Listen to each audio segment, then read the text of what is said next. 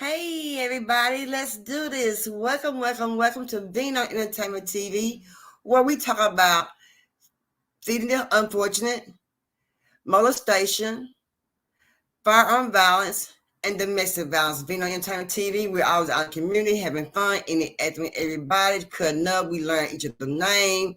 Being out in the community, y'all, is really fun. It's great to get the atmosphere of feeling of love, and you see how people are really interacting with you, and how you see people who really need the things that you really got, what they really need. But anyway, once again, thank you for coming out to the Vino Entertainment TV. Please be sure to sure you like, share, and subscribe. I'm sorry, make sure you like, share, and subscribe. And also tell your friends about the awareness that I put out for domestic violence, the awareness out on firearm violence, molestation, how we go out in the neighborhoods to feed the unfortunate. So just come on in, let's chill. Let's go ahead and get this thing started. But y'all make sure y'all clean y'all feet. And hit that like, share, subscribe button. I really would appreciate it. Most definitely.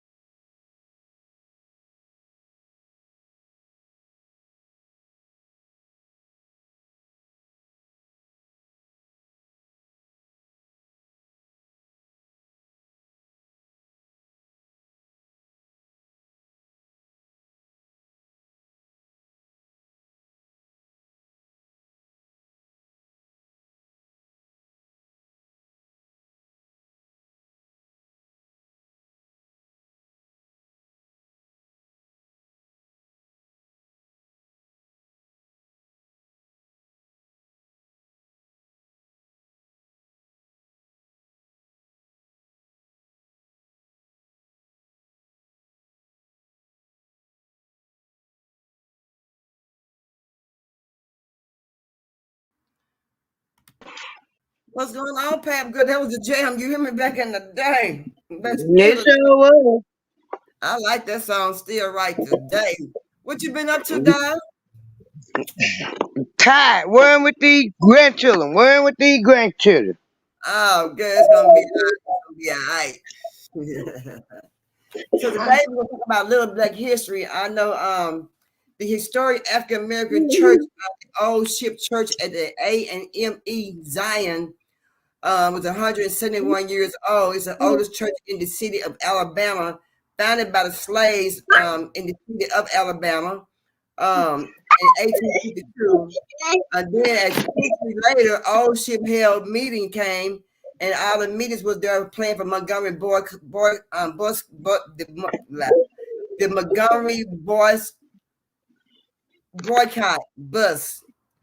They was doing that there, and they also hosted many historic figures like Frederick Douglass, President Kennedy, Booker T. Washington, and Martin Luther King. He also spoke at this church as well. And right now, they gave them a grant to recenter from the African American Cultural Heritage Action Fund. They gave them a grant so they can kind of for their church all over again. Oh Lord. Mm-hmm. But girl, y'all been watching some videos and stuff and everything and getting stuff together. And boy, let's go ahead and get it started. Now, what you feel about this right here? You see it on the you see it up there. Florida school made parents sign permission slip to let their kids participate in Black History Month. Now, what kind of mess is that? You know why they did that? I That's know. them white kids. That's them white. If they don't want, if the white parents don't want their kids to learn about Black history, that's why they have to do that. Cause the Saint took all the Black history out of school, most of Mhm. it till they went to clowning. Yeah, yeah. That's why I know that's why they did it, and that's crazy. Hmm. And of course, Black parents ain't gonna mind because shit. That's what we want. We want our kids to learn things about our heritage. So we ain't gonna mind. Back in the day, they didn't ask us. I had Black history. I had an A in Black history. Sure did. My thing with the whole y'all excuse my background because I can't get rid of this one. The Really? whole thing with the Black history is, and they fighting about it. Don't want to teach critical race theory and all this. Black history is American history. That's right. So if you're gonna teach American history, you might as well teach Black history because it's American history. Yeah, that's exactly what it is. It's American history. Y'all like and share and subscribe, please. It is. It's American history. That's what it is. That's definitely what it is. It sure is. Let's see.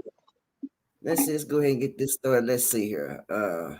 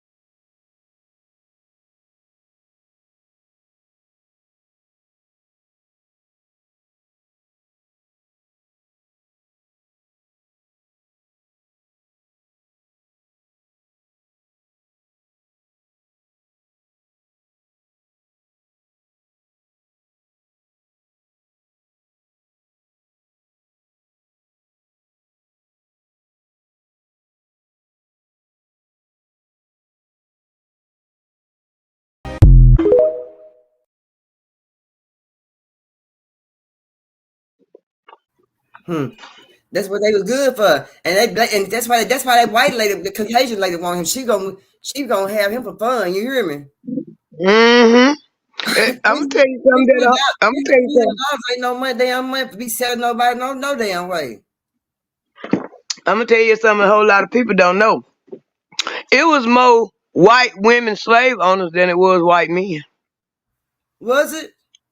Yes, it was. It's a black chick wrote a book. It's called "They Were Her Slaves," Mm-hmm. and it was more. She did research. It was more white women that owned slaves than it was white men. Shut up. Ain't that something? Hmm. Ain't that something? No, it was called "They Were Her Property." That's the name of it. Hmm. I know the first black president was John Hanson. He was elected. He was appointed in March 1st, 1781. He was the president for 2 years. Hmm. Hmm.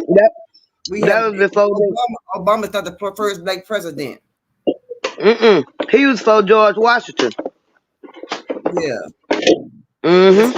Hold on, I like this right here. Daddy, give me my baby back. Come on, honey.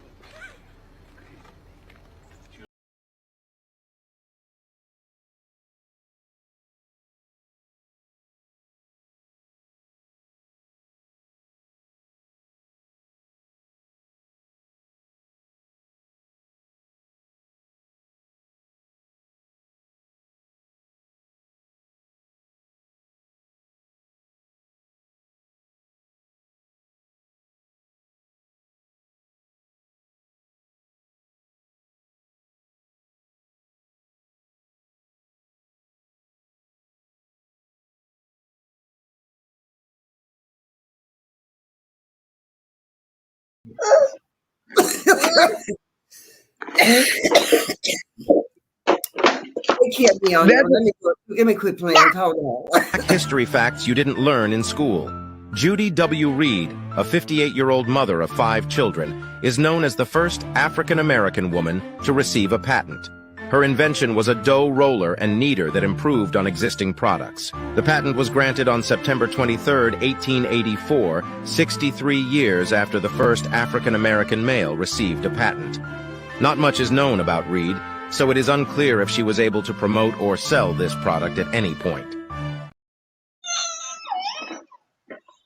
Yeah, she couldn't sell it then, but guess what? It sure is selling now. You hear me? It's selling now. And I wonder is her gonna get her family, any one of her people that's been left in this world is getting any of her profits. I wonder. I bet she ain't.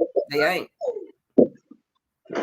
You know, Because a couple of years back, everybody, huh?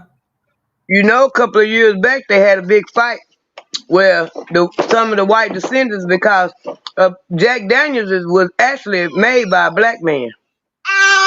Yeah. Where's it? Shut your mouth. Yeah. Okay. Yeah, Okay. and the white man got the patent off of it, and the black man actually named it, but he left some of the stuff to the black man and his family, and down through the years, his offsprings wanted to reclaim it and take it away from him, but the black folks fought to keep it. Cause if a black man came up with Jack Daniels. Yeah. Hmm. No, it's from Cassandra from American History. Hold on. This is how and why black people were labeled as lazy. Here are 4 black towns that you will not learn about in history books. Allentown, California. Allentown, founded by Colonel Allen Allensworth, was established as a place where black Americans could govern their own businesses and government institutions. Allentown had its own school district, bakeries, drugstores, and the Allensworth Hotel. Agriculture dominated the economy as several black farmers moved into or near the township. The town did pretty well until whites were rumored to damage the water supply and ran a railroad through it. Allentown still exists, but its once prosperous wealth has been decimated. Weeksville, New York. Weeksville was founded in 1838 by a freedman named John Weeks. This area would have been the second largest community for free blacks in the pre-Civil War era. Black businesses, schools, churches, and homes for the elderly were all set up there. Today, the area is known as Bed-Stuy in Brooklyn, carrying the rich legacy of its historical significance. Black Dom, New Mexico. Mr. Francis Boyer established Black Dom, the first all-black settlement in the New Mexico Territory. Here, over 300 black families found a home. Collectively, these families owned 15,000 acres of land. The town included essential amenities such as a blacksmith shop, a post office, and schools. They also grew their own crops, fostering a strong sense of community and self-reliance. Deerfield, Colorado. Founded by Mr. Oliver Toussaint Jackson, Deerfield aimed to create a self-sustaining settlement for black Americans. This flourishing farming community thrived with 40 farms and a 140-acre town site. In 1921, Deerfield's value surpassed $750,000, boasting livestock worth over $200,000 and annual farm production of nearly $125,000. The town featured black-owned gas stations, dance halls, and schools. Black freedmen, please do not let anyone tell us that we are lazy. There is nothing that we have not done, including building our own black town. That's what part of Wall Street come from, would you say? Yep. I have to agree. It was a Black Wall Street in Delaware. It was a Black Wall Street in Baltimore, in Maryland. Salute, It was, Tori. yeah, So it was quite a few Black Wall Streets. I see that. It was. I see that. And they tried, and they didn't want us to succeed in it. And that was crazy. Richard Spikes, he the one came up with the stick shift, the club. Benjamin Beckner, he came up with the pocket watch. Alexander Miles, he the man who made the automatic elevators. Louis Latimer, he made the light bulbs. And John Perkins. Now, this man had to be proud of himself when this happened down in Alabama. He made the folding chair. Already. He made the folding chair. Let's go. Hold on. Black history figures you've never heard of. In early 1941, Bayard Rustin worked alongside Asa Philip Randolph to launch the March on Washington movement. The organization was launched during World War II with the intent to end discrimination in military and defense employment. The U.S. was not officially involved in the war at the time, but they were sending supplies to allies and involving themselves in other ways. During that time, unemployment for white people declined by 5% because of all the new jobs. The defense companies were refusing to hire black people. The black community was struggling with a 22% unemployment rate. The MOWM threatened mass marches if things did not change. Pressure from the group led President Franklin Roosevelt to sign Executive Order 8802 on June 25, 1941, 1 week before the planned march. The order was effective in helping black people get more defense jobs. By the end of the war, in 1945, black people held 8% of jobs in the defense industry. Before the war, it was only 3%. They tried their best to hold us down. I mean, they tried to hold us down no matter what. And the whole year of our lives. Every way they could. Every way they could. And we are the most patriotic people in America, the black people. We done fought in every war they had. Yeah. But treat our veterans like they ain't nothing, though. Yeah. They treat us like we ain't nothing. Yeah. You know, I don't like that. You know, that's crazy because we done stood for a lot. We done made a mark in the man. We done made a mark for ourselves. Our mark in here in this earth and on this land, but we still getting treated like we ain't nothing. Like we say, we secondhand trash. You know what I'm saying? We're not none of that. You know. But the bad part about it is the government is the one who made it official for us to be treated like that. We are still, to this day, considered 3/5 of a person. Alfred Crowley, he made the ice cream scooper. Washington Martin, he made the modern locks. Brother Thomas he made the refrigerator. Brother Thomas Elkins, he also made the modern TV. Also, Thomas Stewart made them thing that everybody need. We all need us a mop in our house. And you know, That's my think about it is they done change people's names on the mop and then came with they can't make use theirs. They came along and made their own I guess double of what was made by our ancestors. that was my thing. How we gotta be so lazy when we was the slaves doing all the work, and how y'all invented everything, and y'all wasn't doing no work. They wouldn't do no work. We did all the work. We did everything. We made everything. We done did everything from the furnace to the stoplight to the ironing board to the iron. Yeah. You name it. We invented it. So how we lazy? Right. Sandra say, what's going on? We ain't lazy. Nah, we ain't lazy. Hey, Tori.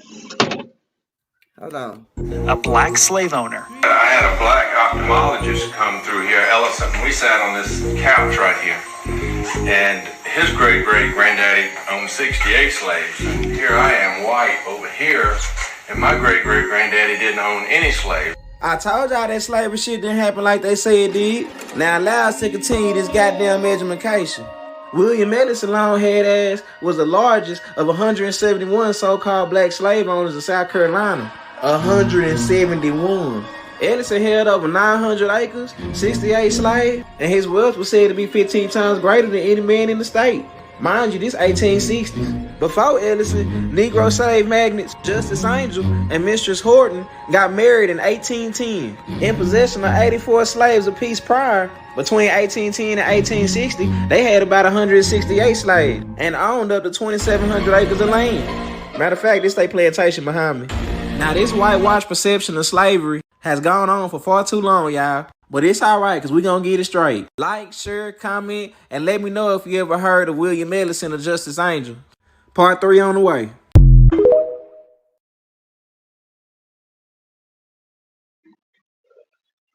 Yeah, it was quite a few black people that owned slaves, but a lot of them it was their family. Yeah. Dang. A lot of them they was bought from. See, they don't tell the whole truth. A lot of them bought their family, and they had to list them as slaves. Yeah.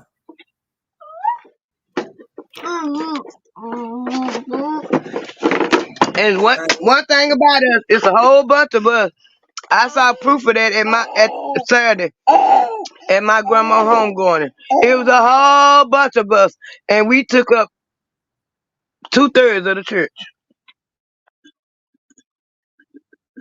And most of them was her children and grandchildren and great-grandchildren. Yes.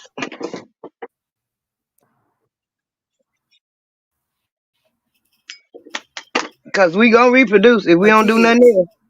Mm-hmm. We gonna reproduce if we don't do nothing else.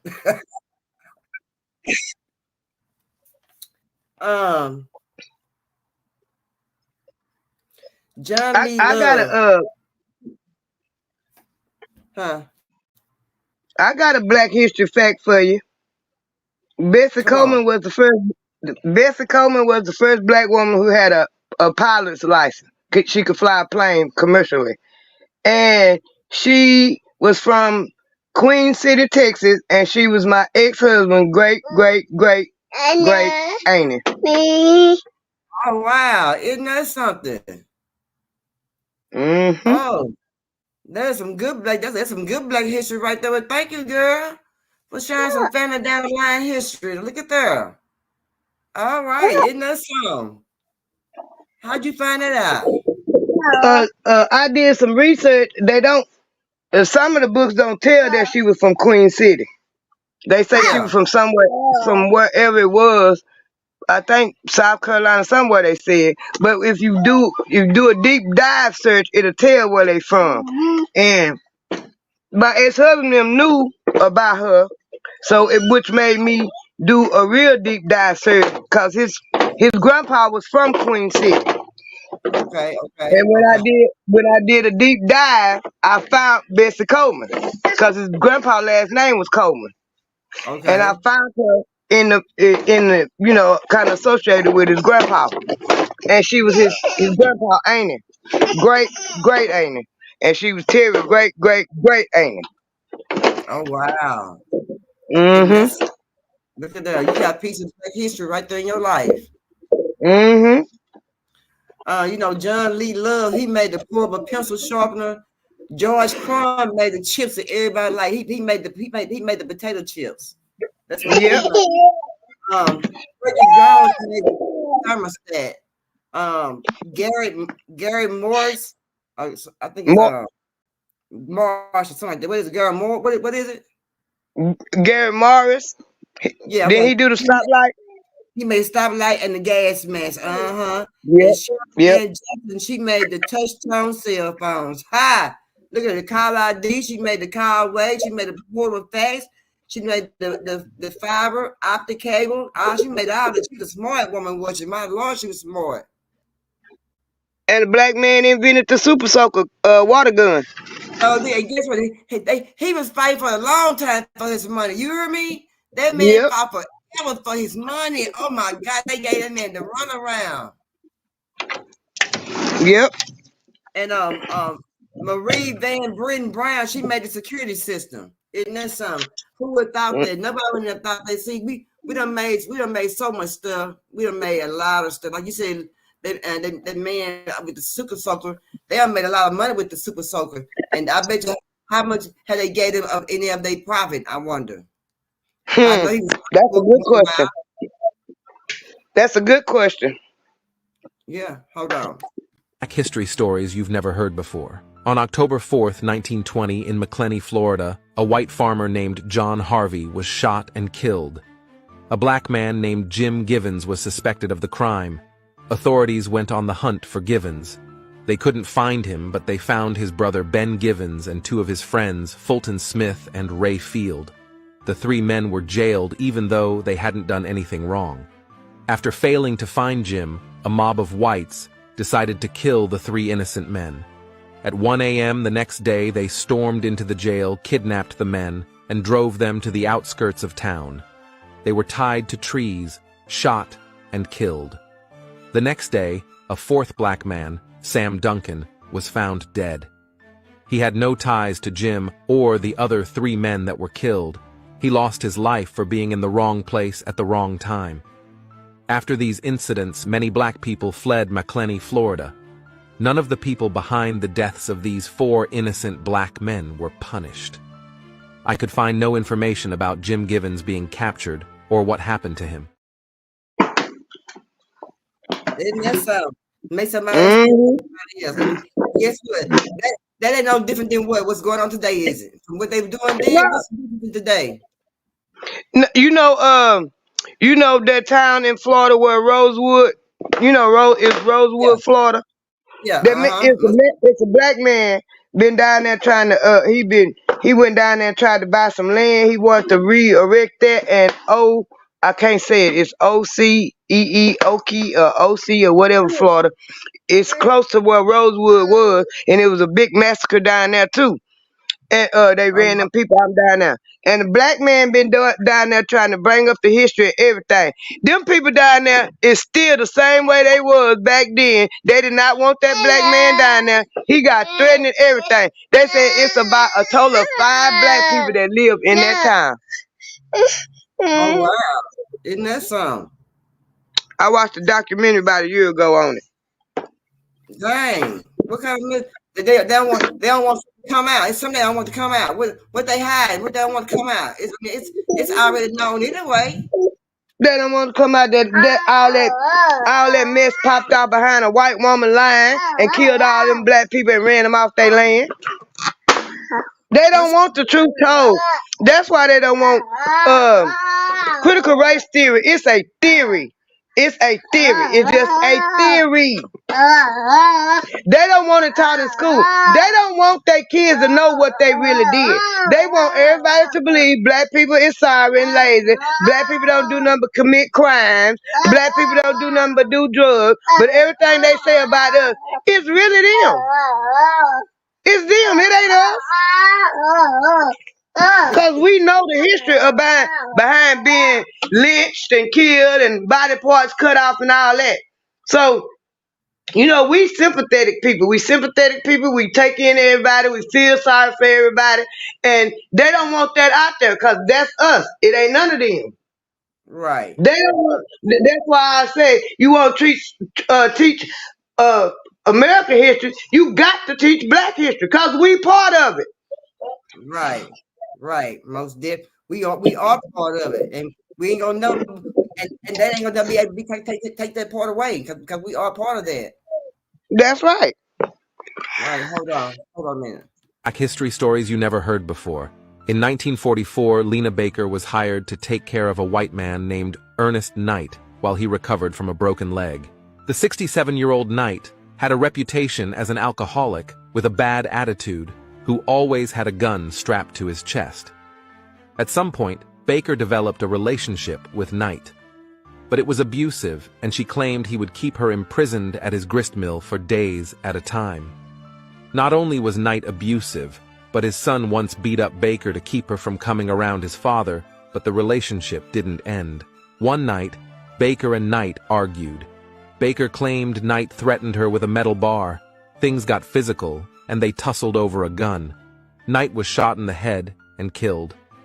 Lena said it was self-defense, but she was charged with capital murder. After a 4-hour trial, she was convicted by an all-white jury after 30 minutes of deliberation. She was sentenced to death. She was executed on March 5, 1945.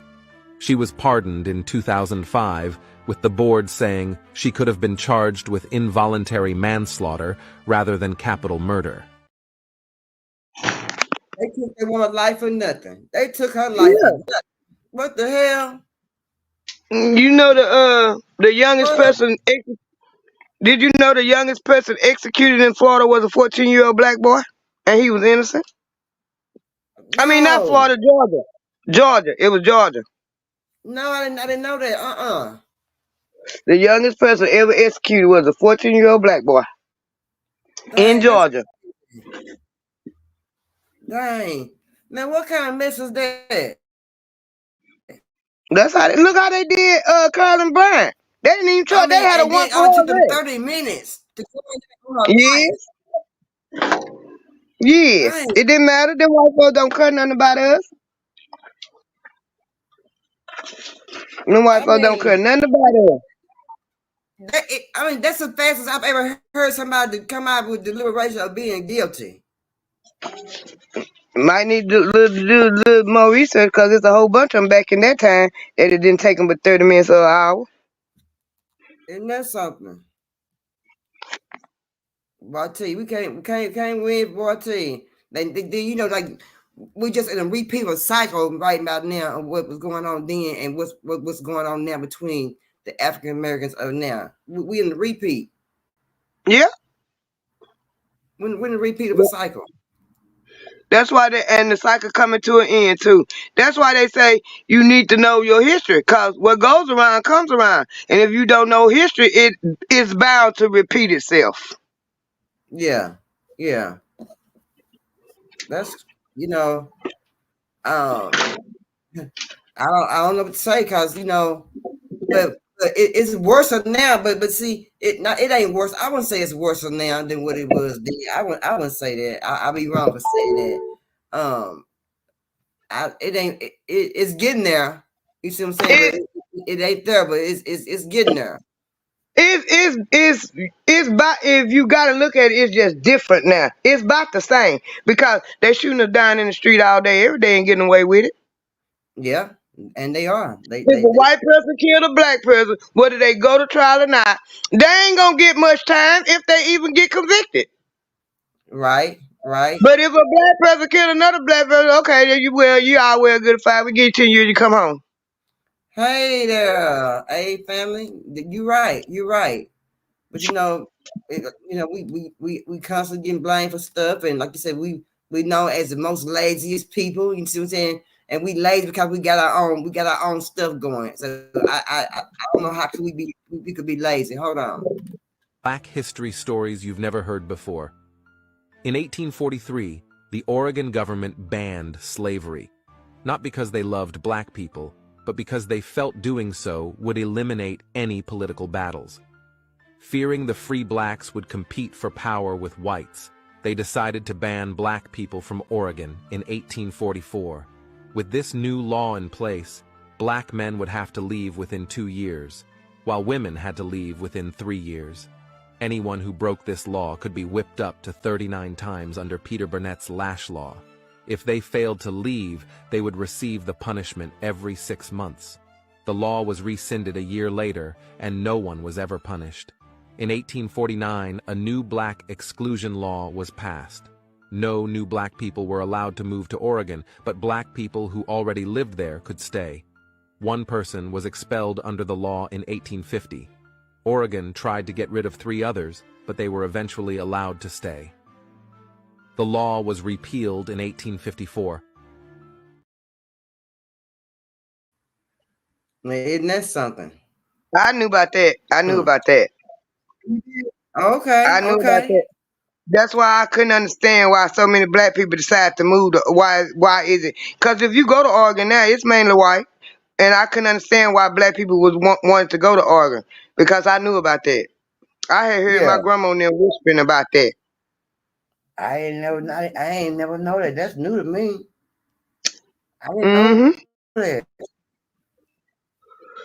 Yep. A Isn't lot that of them something? states.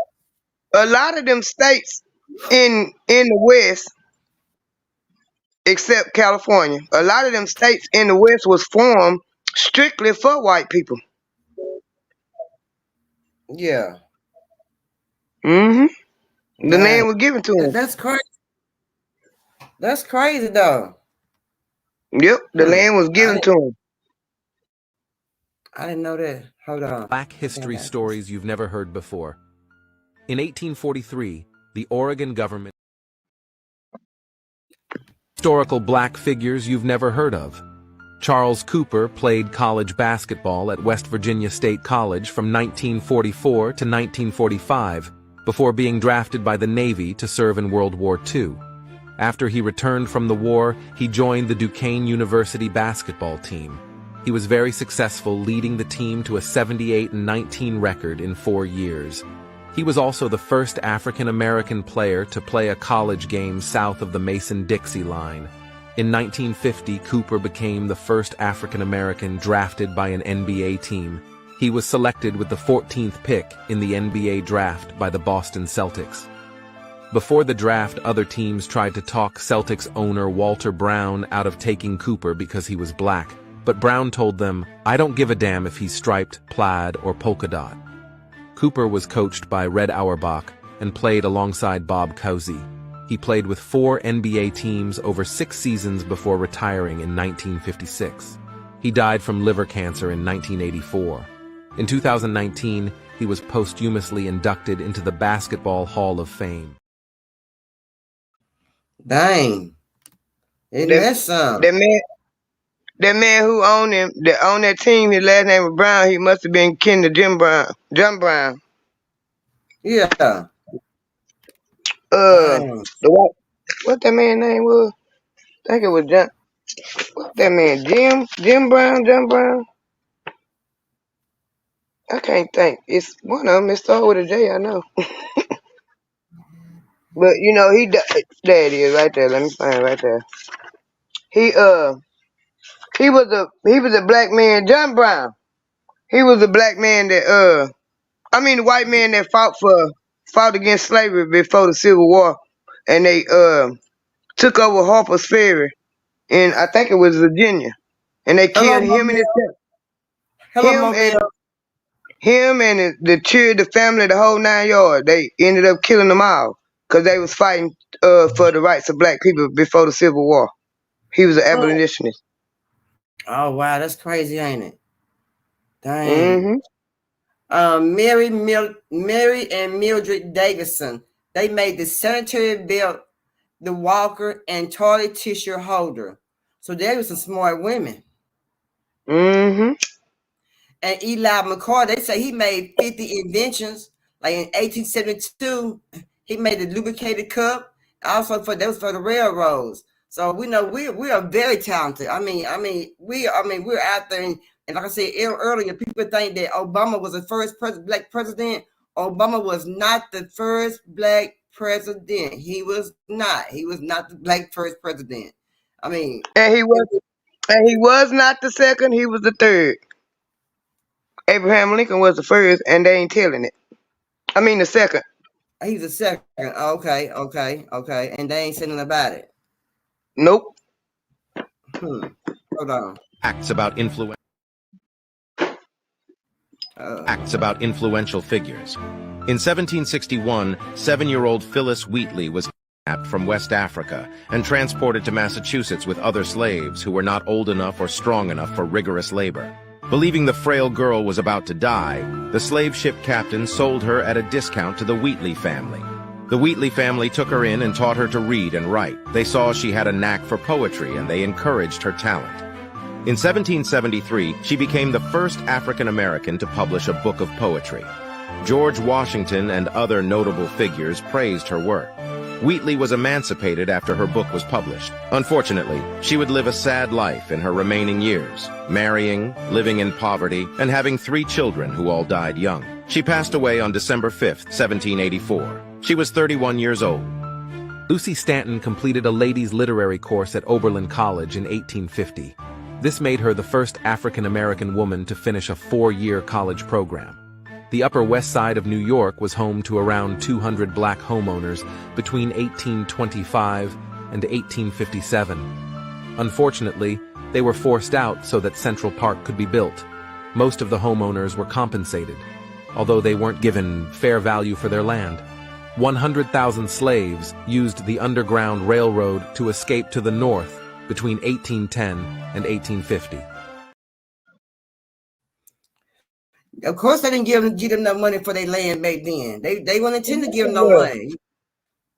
Huh? Well, not if they stole the other half for the rest of it. You think they were going to actually pay them for it? Hello, Big E. How you doing, baby? Thank you for coming. Right.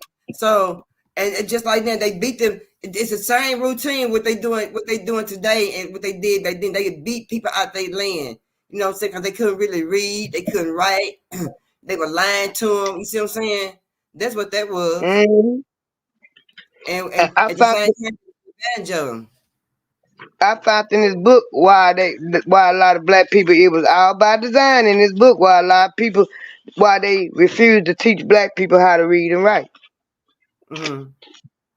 They didn't want us to be, they felt like if they learned how to read and write, that they would be educated enough to understand that they weren't supposed to be in bondage. Because they used the Bible. It's in this book too, I read. They used the Bible and changed up the words, some of the words, so to make the slaves more docile, and they had them thinking it's what God wanted them to do. Right. But see, and see, and if we didn't read, if we didn't know how to read, they also would tell us things too, and they would read so much of the Bible, then they would add their own little version of what they want the Bible to say, and for them to believe what the Bible was saying in that what was saying in that Bible, because they wasn't really adding their version. They rewrote the Bible for that because it was a such thing as a slave Bible. Oh, what? Yeah, I wrote it down. Hold on, I wrote it down. I found the thing right here. Dang, I didn't know that. Right here. Hold on just a second. I got it right here. It said the central message white Christian ministers conveyed to black slaves was to look upon their daily tasks as burdens decreed by the will of God. Thus, offending their earthly master was actually sinning against God. White ministers taught slaves that blacks did not deserve freedom, and it was God's will that they be eternally enslaved, and that it was the devil that created the desires in their breasts to run away or be disobedient and rebellious. Oh, wow. I didn't know. I didn't know that part. Yep. I didn't King know that. James. King Yeah. James was a supporter of black enslavement. He had the Bible rewritten in 1611, a period of time when slavery was having far-reaching political, economic, and social effects in the world. See there? Yep. I mean, how you? I mean, and this stuff they don't even, they. I mean, we need to learn. That's why we need to continue Black history in school. This is one reason why we need to continue to keep it pushing in school and not to let it go out, be pushed out of classrooms and out of colleges, because it's things that our kids need to know. It's things that we as adults that we don't even know. You know what I'm talking about? Yeah, it was. I told you, a lot of people think I be talking, but I did a lot of research. When I start questioning stuff and hearing people talk, saying things that was in my head, I'm thinking I'm crazy because I'm thinking it, and then people start saying it, made me do a little bit more research, Yeah. and it was all by design. Hold on. Black history stories you didn't learn in school. On January 23, 1906, Nevada Taylor was attacked and violated by a black man. She lost consciousness during the attack. One thing she remembered was the person wrapped a leather strap around her neck. A few days later, a man contacted police and told them he saw Ed Johnson near the crime scene with a leather strap the night of the crime. Johnson was quickly arrested. At trial, when she was asked if Johnson was her attacker, Taylor stated, "To the best of my knowledge and belief, he is the same man, and I believe he is the Negro who assaulted me." Johnson was convicted and sentenced to death. His lawyers appealed, and a stay of execution was ordered. Locals decided to take matters into their own hands. They barged into the jail, grabbed Johnson, took him outside, and lynched him from the Walnut Street Bridge. It was later revealed that Johnson was left on a floor with only one other prisoner. It also came out that Sheriff Joseph Shipp sent many of his officers home that night, leaving the prison with just one elderly guard. Shipp and several others were charged with contempt of court and received sentences ranging from 60 to 90 days. That man know the people gonna come down, and that's why he left the damn jailhouse. One damn person down there to attend the jailhouse. He knew what was gonna happen. They told him before it even happened. As you notice in the pattern, white people breaking into jail and taking them out of there and killing them. Yeah. Same thing was basically the same thing was sparked that Tulsa riot. The white woman lied, and they took him to jail, and the white people went down there, and the black people went down there to protect the little boy with their guns. The white people was mad because when they rolled up down there, the black folks were down there with guns, and that's where it went.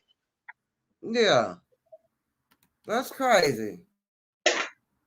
I mean, and they weren't even, they didn't even give him a chance. They wanted to take law up on their own hand. They didn't want the law to be going. They didn't want him to go to court. If he went to court, I know that he won't be found innocent no way. We know that if he went to court, because it was gonna be an all-white juror. Them white folks, they doing that today. 90% of the juries are all white. It is. It is. It is. It really is. 90% of the juries are all white. You might get one black person on there. You might get two or three two. You ain't gonna get no more than 4, cause it's gonna be a majority white. Yeah. You ain't gonna get that. Yeah. That's crazy. Hold on. Black history facts you won't find in textbooks. Robert Sengstacke Abbott started the Chicago.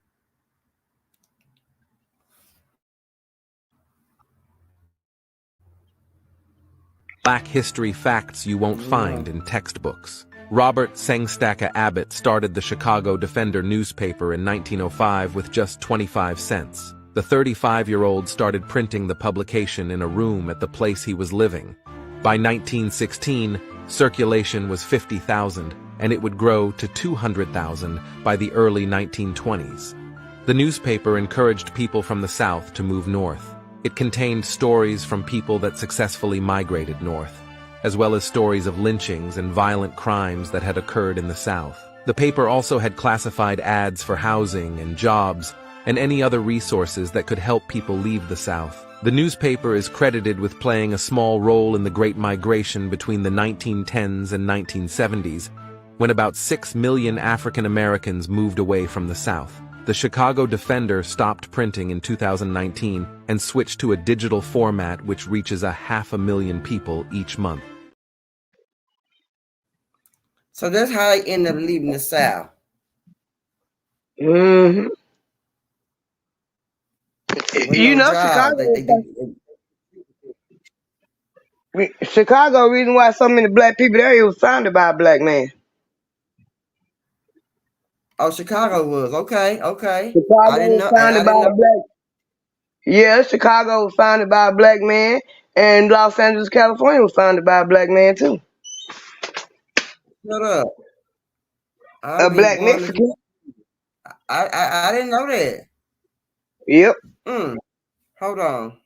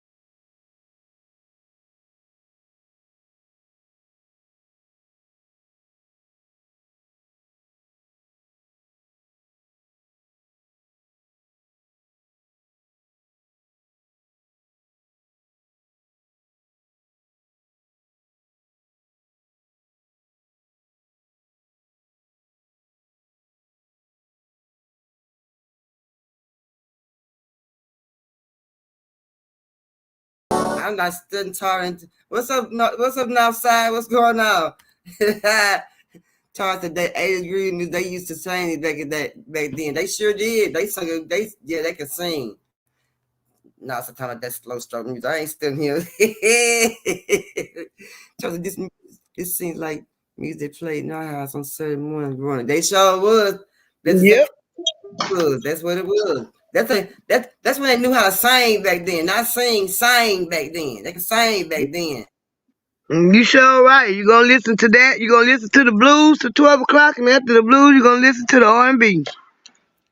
Okay, let me tell y'all. Let me give y'all a little history on what's going on right now that we may not know. You see when they building that big ass super prison that's gonna be ran by robots, and they're gonna fill them bitches up 100,000 inmates in one goddamn prison. So what you think? What you think gonna happen? The robots gonna start knocking on hoes' doors. All y'all hoes that's sitting up there stealing out of Walmart, thinking they ain't coming.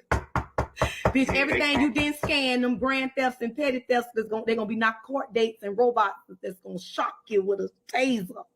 It's gonna come to your door. Y'all hoes is gonna have warrants, and they're gonna fill up them goddamn prison. All you scammers and PPP loaners and all you fake business havers and all you bitches that want to go stealing out stores and only scan a few things across the scanner like this right here.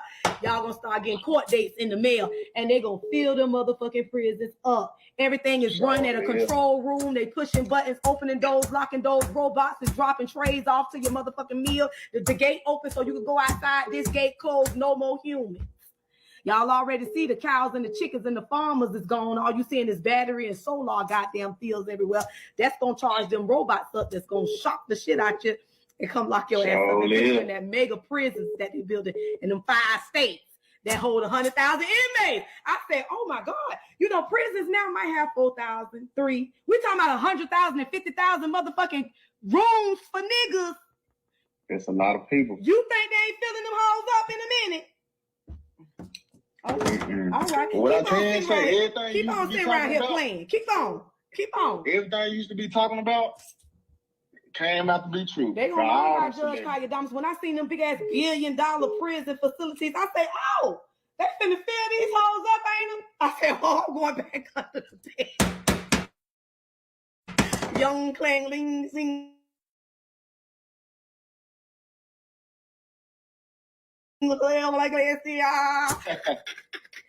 Wow. Yeah, they don't know what's going on. Yeah, I seen what they were saying. The jails are up there in Fort Worth and Dallas and now some more surrounding areas in Texas. They were saying that a bunch of prisons, a bunch of jails was real full, so they would build some more jails. And they also said that they're gonna be moving some of the prisoners from the jail here in Dallas and Fort Worth. They be moving them people down to the new jails down there. You know what? Yeah. Hate to say it because I hate to hear it. It's gonna be a lot of us locked up. But from the looks of it, might be a bunch of them immigrants in them prisons.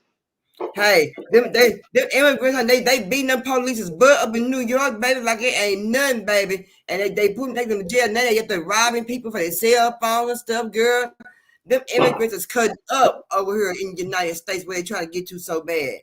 And they want them over here so bad. Now they here. Now they over here turn up everything in the United States because they over here now. And my thing is that them jails gonna hold 100,000 people. You done let that plus over here in illegal immigrants put their asses in there. That's where you can house them at. Yeah. Instead of taking resources and stuff from the American people, taking their recreation centers and stuff, put them in them damn prisons y'all done built. Right. And all them Walmarts that they emptied out about 2 or 3 years ago. Remember they started shutting down a whole bunch of Walmarts? Yeah. Put them in there. Yeah. It's okay. Thanks, they got a face and they get deported. Yeah. Yeah, they let them over here give them $1,000 on credit, $5,000 on credit card, and then give them $9,000 a month. They living better than us. They eat better than us. They cut out people food stamps right now. They cut out people food stamps that's been over here for so long. They cut their food stamps out. They put them out their housing. I mean, they taking everything from us just to get it in for that $9,000 a month and that $1,000 on credit card with money on there. Check this out. I did a little bit more research, and the reason why they giving the people the $1,000 a month is because the food. This is New York. The food they serving them, they didn't like, so they giving them $1,000 a month so they can buy the type of food they want and stuff for the babies. It's a lot of food that we don't like to eat. We got to eat and shit, but I mean, we don't. There, I gotta go and get me. Like, if I'm going to the grocery store and I got to buy me some meat, yeah, I'm gonna make choice between this good old steak that I really, really want and some damn chicken that's cheap. Yeah, I really want this steak. You gonna try to tell me don't give me some money because I want to eat this steak because I don't want to eat that damn chicken? Then what sense that make? That don't make no sense. My thing is, beggars can't be choosy. You knew what you was getting into when you come over here. This is America, not South America, not Venezuelan. All them down there, the different kind of food y'all eat. So this is America. You should have known the type of food you eat wasn't gonna be here. But they told you it was free goodies here. You get a free place to live. You get money for not doing nothing, and they run their ass up here. And then y'all want to give them $1,000 a month so they can get the kind of food they want to eat. What the hell when y'all putting all these damn chemicals in the shit we eating? Yeah, we got to eat lab grown meat because they get them the lab grown meat.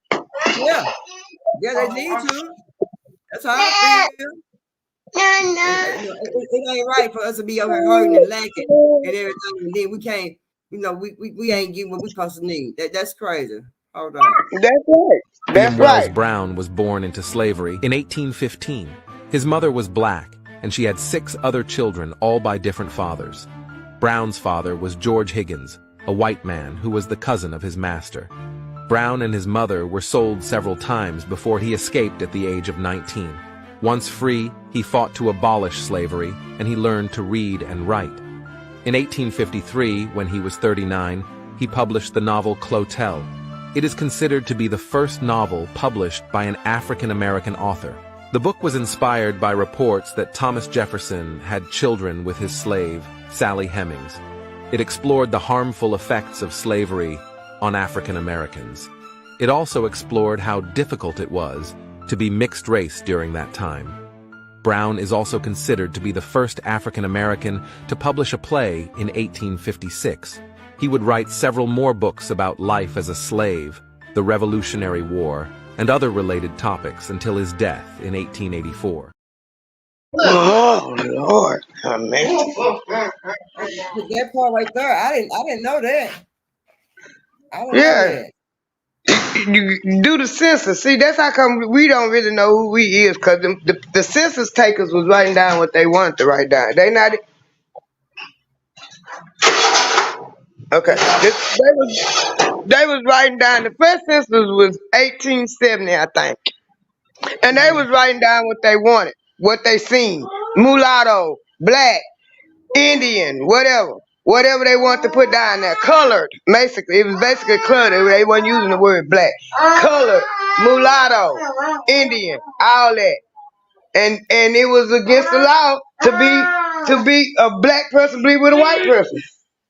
Yeah, that's what they find people who were black. They was kind of to be white because they were so light skinned, but like color their skin was so light, they could pass for being white, and they was doing it. Yeah. It didn't come until later on they were black because they hid it. They hid that. They hid that back then. They sure did. Yeah, they hid it. I told you about my grandma cousin. My grandma cousin, when she died, she moved to Houston, and when she died, they bought a home to bury her, and it was a lot of white people came from Houston to the burial, and they did not know she was black until they seen her kinfolks at the funeral at the gravesite.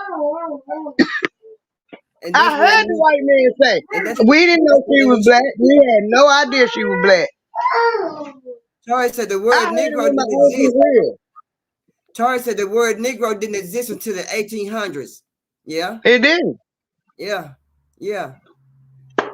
And then they weren't calling they was calling something else, wasn't it? At first, wasn't it? My understanding was the nigga came from when after the Civil War, they decided to open up the borders and let more white people come over here. And a lot of them that had their own language over there, they couldn't say Negro. They started saying nigga. And that's where nigger came from, or nigger. Yeah. That's where it came from, because they couldn't say Negro. And actually, nigger means lazy person. And they say a stingy person. And the black people over here, they let a lot of white people come over here after the Civil War. And the black people over here, we scraping and scrapping, trying to do our own thing at that time. And they wouldn't help a lot of them white people. So they that's how the word derogatory nigger came about with us. The white people they let over here after the Civil War started calling us nigger because we wouldn't help their ass. Northside said they gave us labels to control us. They did. They did. They did. Because we the Indians, we are the indigenous people, the black people. How in the hell, please tell me, how in the hell, when you said you abolished slavery, how in the hell did you have 12 million slaves if we weren't already here? Ooh, that's a lot of slaves. That's a lot of slaves. Damn, 12 million. Woo-wee, that's a lot. And they said that might not be the accurate count. That's a lot of slaves. So how you get all them slaves over here? I know that. I know it lasted for a long time, but back in them days, y'all talking about black people always been the breeders. We always the one having the babies and everything. Okay, so that was always my question. How are we the minority when it's so many of us? You can actually pick out a few towns and states that's a predominantly black. Go to the South. Down here in the South, you got Florida, Texas, Georgia, Mississippi, Alabama, where all the slaves was at. If you really look at it, they predominantly black. So how are we the minority? Yeah, they are predominantly black. That's right. But that's what they just label us with. That's how they label us. Northside said it was a joke because we were niggas. And then they changed it because that's God language. Yeah. But the original meaning of nigger is stingy. And that's why they start calling us niggers, because when they open the borders up, they close the borders down, because it was when Britain abolished slavery, America was the last country to abolish slavery. Right. But when Britain abolished slavery, they closed the border to America. No more slaves could come, supposedly. So then when after the Civil War, they opened the borders up. And the people coming over here with them accents from England and all that, couldn't say Negro. They said nigger. And nigger actually means stingy, a stingy person. And they considered us a stingy person because a lot of them was poor white trash. The ones the founding fathers was poor white trash. And the ones they let over here after the Civil War was poor white trash. And after all the black people had been through, they wasn't fooling with them. So that's why they started calling us niggers. Yeah. Tori said in the late 90s they found fossils from 70,000 years ago in Arizona. But the Northside said niggers to gods read the book. Oh, it's a book. Yeah, you need to read what is it, Negro to Hebrews? That movie they had on Netflix that they were clowning Kyrie Irving about. That movie tells a lot too. Oh, okay, it's a movie. Okay, I'm gonna check that. Out. What's the name of the movie again? Negroes, Hebrews, the Negroes. Okay. Charles said melanated folks is majority, not minority. Okay. 1313. Yeah, I can see that, Tori. I can see that majority, not minority. Not minority, majority. Yeah, I have all. And I'm telling you, I'm not lying. I'm telling the truth. I'm telling the truth. I tell you, I used to think a lot of stuff, but I thought I was crazy because I was the only one thinking. Nobody was saying it. I looked around as a little girl. My mama and them went to an all black school. When they really integrated the schools strong and heavy in the 70s, I got caught up in that. My mama and them all went to a black school. I got an 82 years older than me. She went to kindergarten to the all black school. When she got to the first grade, I'm in kindergarten. We had to go to the white school then. Yeah, dang. And in Tyler, when we moved to Tyler, it's two high schools in Tyler, Robert E. Lee and John Tyler. And Robert E. Lee have always been predominantly white, and John Tyler has always been predominantly black. To this day, right now, John Tyler is predominantly black and Hispanic, and Robert E. Lee is predominantly white to this day. So ain't nothing changes. Hispanic came with the blacks. Ain't nothing changes with the whites. Yep. It's some Hispanics over there with the whites. It's some over there with them. But because my daughter went to both of the schools. She went to Robert E. Lee in the 9th grade, 10, 11, 12, John Tyler. It's some Hispanics at both of them. But more of the Hispanics is over there at John Tyler with the black folks.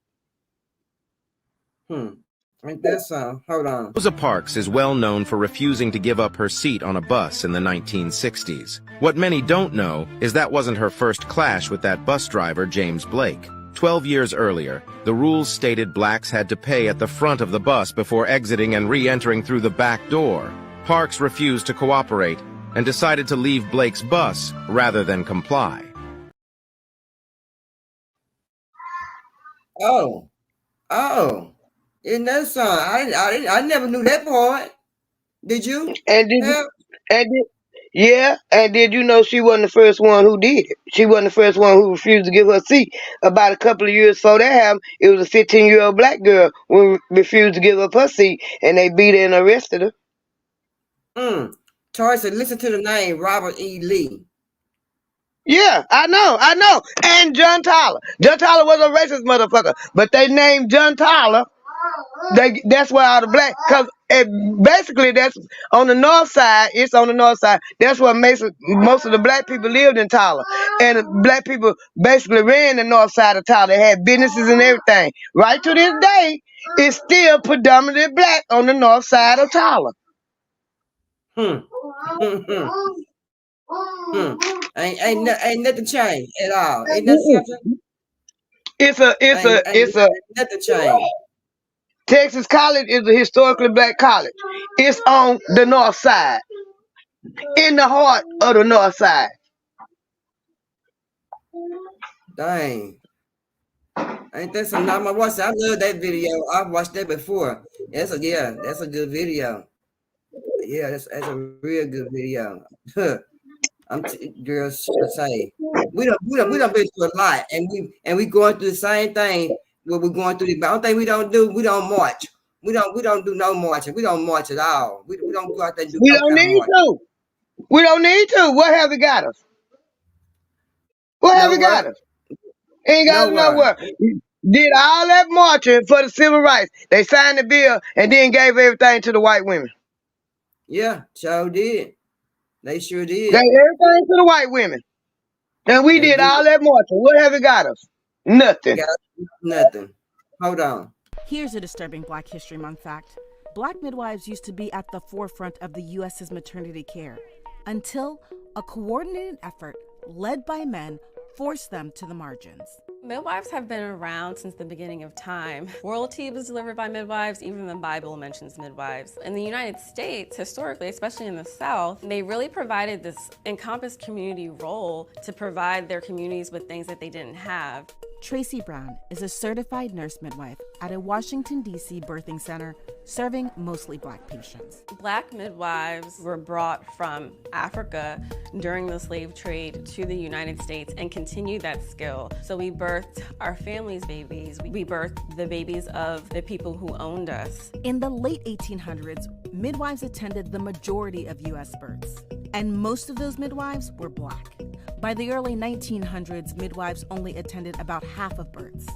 Today, only around 8% of births have a midwife present, and there's a reason for that decline. The Shepard-Towner Act, which was adopted in the 1920s, essentially made midwifery kind of like a federally funded statute. You had white OBs and nurses essentially grading older black midwives.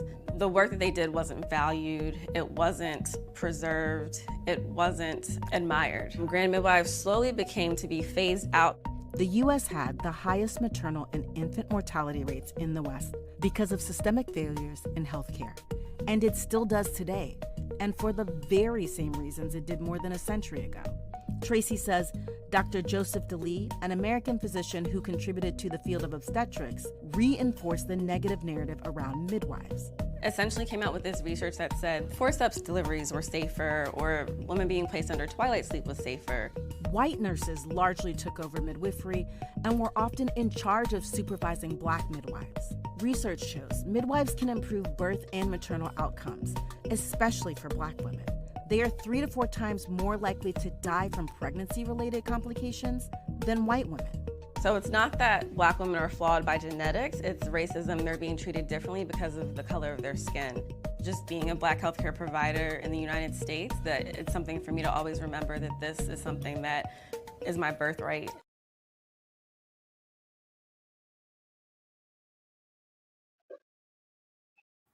They had a lot of black midwives back in the day. A lot of I came here by a midwife. I came here by a midwife. My nephew in 1985 came here by a midwife. So they went there and tried to get him some schooling on what they was already doing already. They tried to tell them that what they was doing was wrong, to take over what they was doing really. Yeah, and they didn't know nothing because forceps is worse on a baby. When you see them babies when they born and their head look like an egg, it's long. That's because the doctor that reach in there with them forceps and pull that baby head. Yeah. That's crazy. Tori said, yep, and Earl Campbell got a secret name out of him by the Sam's Club in Tyler down the street from John Tyler High School. Yep, Earl Campbell got a whole bunch of stuff in John Tyler because his family's still there. And he's still there. He's still there. His brother worked for the Parks and Recreation. So retard coming said, so is midwives called mammies? I don't think so, Tori. No, they call doulas now. Doulas. Yeah, my daughter want to be one. Oh, okay. That's what your daughter want to do. Okay. Mm-hmm. Okay. Hold on. Have you ever heard these names? Elmer Clayton, Isaac Mackay, and Elmer Jackson? In 1920, the John Robinson Circus came to Duluth, Minnesota, a town where local African Americans were previously hired as day laborers. Among them were Elmer, Isaac, and Jackson. The story takes a mysterious turn when 19-year-old Irene Tuscan and 18-year-old James Sullivan attended the circus, and something happened behind the tents that remains unknown. James claimed they were held at gunpoint by 3 black circus workers, and Irene was allegedly sexually assaulted, sparking fury in the town. 100 local African Americans were rounded up for identification, leading to the arrest of 6 men. However, a medical examination found no evidence of assault on Irene. On June 15, 1920, an angry mob of 5,000 were allowed to enter the jail by the Duluth Commissioner of Public Safety, William F. Murnian, to drag Elmer, Isaac, and Jackson to a makeshift trial and lynch them. A photo of this horrific event became a keepsake postcard. Despite 37 indictments, no one was convicted for the lynching murders. In 1991, the unmarked graves were acknowledged, and in 2003, a memorial was erected to remember the trio. The tale serves as a haunting reminder of a dark episode in American history.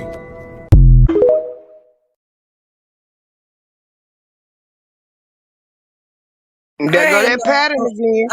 I didn't know nothing about that. Did you? There go that pattern again. White folks storming the jail and hanging black folks. 5,000 of them. Oh my goodness, girl. You see all the people they had lined it up, all the black brothers they had lined it up? Yep, there go that pattern. That seems to be the pattern. Storming the jail and hanging niggas. Dang. And I didn't know nothing about that. Tori said, I never knew that story. I never knew that story either, Tori. That's new to me. Damn. I ain't learned, but that wasn't even in my Black history book. Shit. A lot of stuff that a lot of Black history is not in our book. That's why it's up to us what little bit we know and what little bit we can get our hands on to teach our grandkids. I ain't gonna say kids because my kids grown, and if they don't know about that, they ain't gonna never know it. But I'm gonna teach the grandkids. Dang, that's crazy. Okay, hold on. Dang. Were left to fend for themselves. Jerome, how old are you? 9. 9. Do you go to school? Yes. Where do you go to school, Jerome? At the Okeechobee Elementary School. I see. What is your sister's name? Lois. That's Lois. And what are your other sisters' names? Catherine. And Beulah. Catherine and Beulah. What happened to your foot, Jerome? Dig a nail in out there by the wash house. So you drove a nail in out by the wash house. What did your mother do for that? With some alcohol on it. Where do you sleep, Jerome? In his bed. You have this big bed? Yes. What happened? How did you get that hole in that bed there, Jerome? The rats. The what? Rats. Now, Jerome, you are taking care of Kathy, of Beulah, and Lois. Yes. Now, are you going to give them lunch today? Yes. What are you going to feed them? I don't know. Do you have any food here to give them? Yes. I see. What time does your mother come home? I don't know. The following day, Aline King, the mother of Jerome, Kathy, Lois, and Beulah, again was picking beans. Aileen King, I saw your children yesterday at the Okeechobee camp. Why didn't you put them in the nursery? Don't make enough to pay for it. How much does it cost to put them in? 85 cents. 85 cents. That's right. Aileen, what time did you come out the field this morning? 6 o'clock. What time would you get home? About 3:30, 4 o'clock. 6 this morning to 4 o'clock this afternoon. That's right. How much did you earn? $1. $1? That's right. $1. Is that because the beans were poor quality? That's right. Has this happened before? That's right. How much will your food cost you today? About $2. Aileen, how old are you? 29. How many children do you have? 13. How old were you when you first started working in the fields? 8.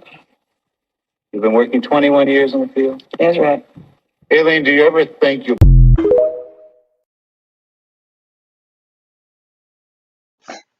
She said she had 14 kids. She made $1 off them beans. If they charge what 65, 85 cents for daycare, what the hell she doing 14 damn kids, Sandra? That's what they did. Hell, damn. God damn. 14 That's what they. kids. Hello, One of the dog, how you doing, my brother? one of the midwives down there in the woods where I lived at, one of the one to deliver me, but another one down there, my cousin, she was my cousin too. She had 13 kids and she was a midwife.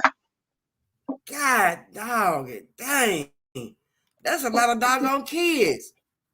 Mm-hmm. $1. She got 14 kids. She gonna got $1 doggone dollar. Oh my God. Black people gonna reproduce. If they don't do nothing else, they gonna reproduce. Mm.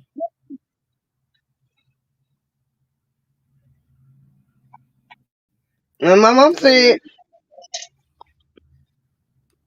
huh? My mom said when she was younger, like a teenager, they had to pick cotton and they make like $5 a day. But she went there at 6 a.m. Mm-hmm. and got off at 3 for $1,000 because the beans was not no good. Oh my God. Like there was no fault that the beans wasn't no she good. got 14 kids. Them white folks, I told y'all. Some kids had me by the slave owner. They, a lot of back in the day, a lot of them in after the Civil War, a lot of them was by one man, one black man. Tori said so. Where around the 1950s they put in the welfare system, but in order for the family to receive the benefits, the black fathers couldn't be in the home. That's true. No, That's that why they actually started. That's why they was killing them. Nah, that actually started in the 70s. The welfare system, the early part of the 70s, the welfare system and child support, and it was all started started for the white folks because it was a lot of single white females with kids.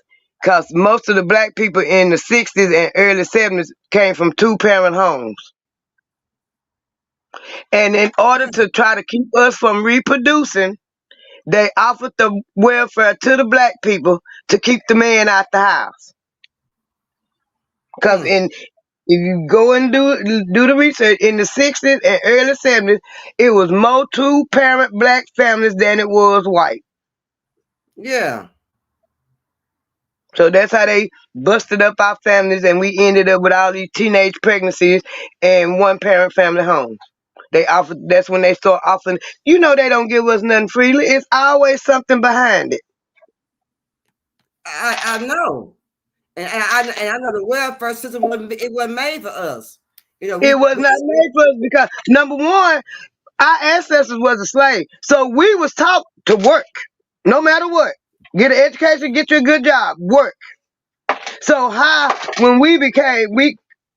was 18 in 1986. So how the fuck by the time 1986, you got all these black females on welfare? And then you weren't making no money. And then on top of that, you weren't making no money. Thank Really, you. as it was. But it was instilled in us to work. Even if you didn't get no high school diploma, you better take your ass out there and find a job. Yeah. That was instilled in us. So how we end up on welfare? Because they took everything, tried to take everything from us. That's how we ended up because of the white man. That's how They we ended came up. and said, "Here, we'll give you some money to buy some groceries. We even give you a place to stay, but you can't have that man up in there." So what that do? That destroyed the family. That destroyed the kids. Cause it take a man to raise kids. I don't care what nobody say. I done been a single parent and a married parent. And I can tell the difference between my kids when I was trying to do it by myself than beside with a man.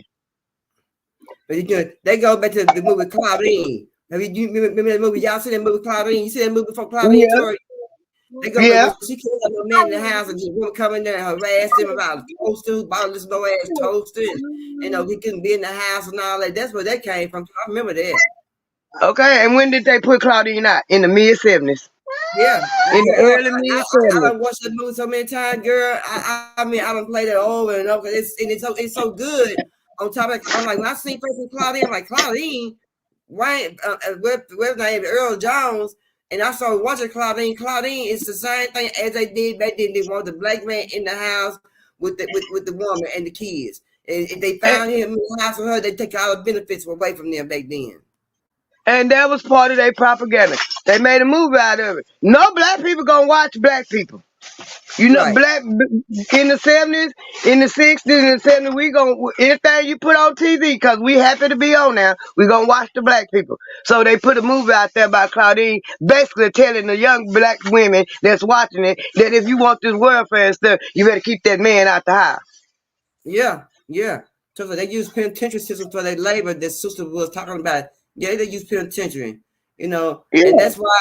And then on top of that, they lock a lot of black men up too when they couldn't even be in the house. That's why we had to also depend on welfare and depend on them for everything and kiss their ass and working them penny ass jobs that we didn't have to work for. That was crazy. I don't know, but but yeah.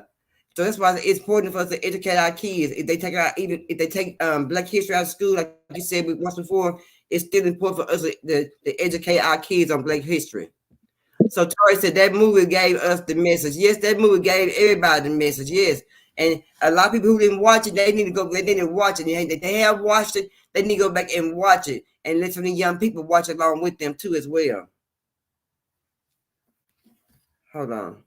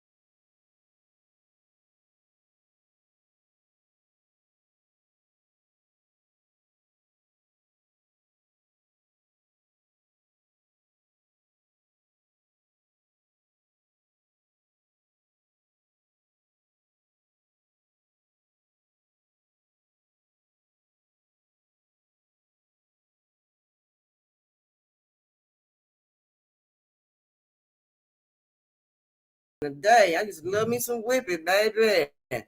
Go to the club, it be on and popping. But if y'all have any old men's clothing that you're not wearing, if you have to donate them, because right now it's still cold in Texas at nighttime, it get cold. The weather hadn't changed so far, so they'll still need some winter clothing, some thermals, hoodies, beanies, jackets, comforters, things like that, little light blankets or whatever you can give them. I would very much appreciate it. But the other day when we was on here, we talked about we laughed at Brother Tommy. So let's check out Brother Tommy, y'all. We gotta laugh on. Hello. I'm trying to reach Brother Robert. And speaking. Hey, how you doing? I'm calling you from the church. How you doing, brother? Man, I'm doing super fantastic. Any day above ground is a good day. That's good. Hey, listen, man. We wanted to, being one of the brothers of the church, I wanted to give you a call, man. You didn't make it today, but your wife stood up today and asked us to keep y'all in our prayers because y'all are definitely trying to bring a new child into the world, and she let us know that, she's being a little older now, 41, 42. She said it takes a little longer to try and conceive a child than, in your earlier years. So we definitely wanted to let you know, man, that we got y'all in our prayers, man. Man, you just don't know how much we appreciate that, man. Yeah, we've been trying, but I know with prayers, all things are possible. Yeah, well, we definitely want to keep you all in our prayers, man, and hope that you all are able to conceive this child and bring a new child into this world. The book says, "Be fruitful and multiply." Definitely. Now, who is this again? This is Brother Arthur. Brother Arthur. I don't know if you know me directly, but I'm one of the brothers at the church. Oh, okay, Brother Arthur. Thank you. Now, Brother Robert, what I wanted to ask you, man, was have you considered any alternatives, methods as far as, maybe helping this situation? We've looked at a few. What are you referring to as an alternative? Well, I mean, I think I have a good thing then that might be able to help this thing speed up the process, and you guys will be expecting in no time, man. Man, we are definitely open for some things like that. What you got in mind? I mean, well, what I have is a little unorthodox, man. But I think if you allow me to help you on this, man, I think that you'll be definitely satisfied. And man, if 9 months from now, you guys will be at the hospital looking for your baby boy, your baby girl. Well, clarify unorthodox. Okay. See, what I have in mind, man, is have you considered maybe like a surrogate father? Clarify surrogate, because I'm thinking the wrong thing. I just want to make sure we're on the same page. What do you mean by surrogate father? Well, what it is, man, is of course, a surrogate mother is someone that will carry a child for those that cannot carry one. You know what I'm saying? Right. So what I've gone to the doctor and gotten myself checked out, man, good physical and everything. I'm physically fit and everything. And, maybe I guess the complications are coming from you as far as the child not being, you're not being able to conceive right now. No, ain't nothing wrong with me, man. Okay. Now, what you mean by you physically fit? I mean, what the hell that got to do with surrogate? Well, see, what I'm saying is, if you allow me to come over and supply my services, I mean, let's say if you left for a weekend, man, and I stayed over there, by the time you get back, man. Man, what the wrong with you? Is this what's going on at this church, man? Am I at the wrong church? You telling me you trying? Help me understand. You saying you want to come over and have sex with my wife? Well, I mean, don't look at it like that. Don't look at it like that. Look at it as if I'm helping you all what bring you a child. telling me is directly you just ain't use those words. Excuse me now? Okay. You telling me you want to come have sex with my wife? No. I want to come over and just apply my services, man, and put you guys in a better position that you will be able to have a child in your life. You understand what I'm saying? You understand where I'm coming from? No, I don't. Sound like you telling me you want to have sex with my life, man. What the is wrong with you, man? Hey, hold on. No, this brother Arthur, man. Listen, see what I'm trying to do. Man, I don't give a if you brother Charles. Who the is brother Arthur, man? I don't know you. And then you talking about the church. What kind of shit? This y'all condone at this church? No, really the church don't have nothing to do with this. It's me calling you to lend But you. well, you calling me saying I'm the trying church. to be, if you allow me to be the surrogate father, I'll have her pregnant by the end of the week. Man, you got me up. As soon as I see, I'm coming to Bible study Tuesday to see you. You show up at Bible study so I can see who the you are. Okay, bro. Guaranteeing who you want to have sex with my wife.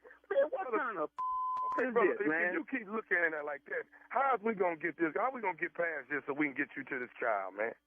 We ain't gonna get past this. You talking about having sex with my wife. Where your wife at? Brother, you ain't got no wife? So I have a wife, Brother Robert. What I'm trying to do is help you along with yours and getting this child conceived. That's what I'm trying to help. Brother, you can't help me talking about having sex with my wife. You said on Orthodox, I didn't think you was going that far with it. How the you get my phone number? Well, you know, we have people listed at the church. We have all phone numbers listed. He lists mine. And when I get that Tuesday, I hope to see you because I'm going to punch you and Hey, look, man, why don't I speak to your wife when she comes to church this week, and I'll see how man, don't say a thing to my wife. Hold on, I'm just going to talk to her and see how she feels about maybe you know, using this particular... No, you can't say, man, don't even look in her direction. Brother, man, who are you? I need to see you myself. Okay, what is all the anger though, brother? What? Man, you wouldn't be angry. You just sitting there telling me. Let's flip the script. I'm gonna come have sex with your wife. Okay. You should get angry. Okay, brother. I got one more thing I need to tell you. Are you ready for? Can I say this? Man, you better hurry up before I hang up in your face. Okay. Are you listening, Brother Robert? I've been listening. I'm tired of listening. This is Nephew Tommy from the Steve Harvey Morning Show. You just got pranked by your wife. Man, what you say?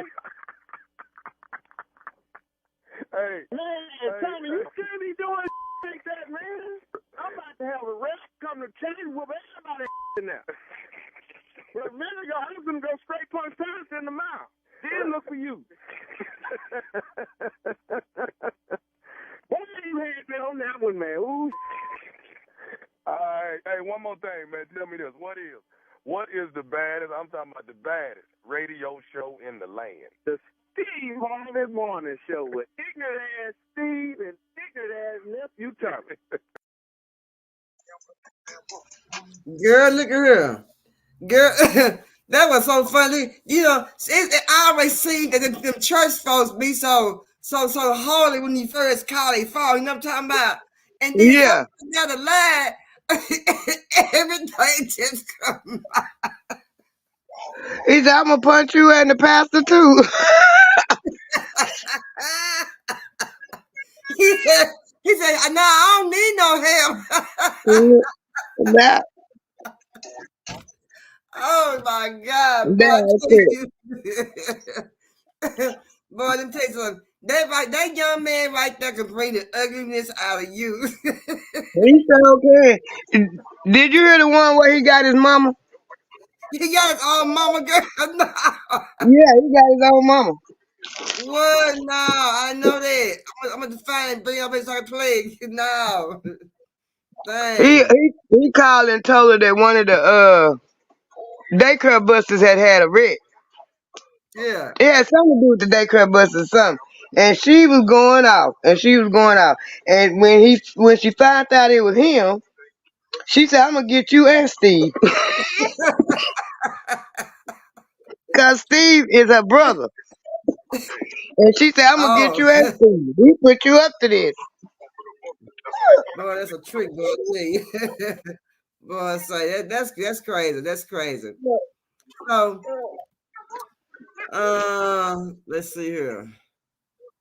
This is how I feel sometimes.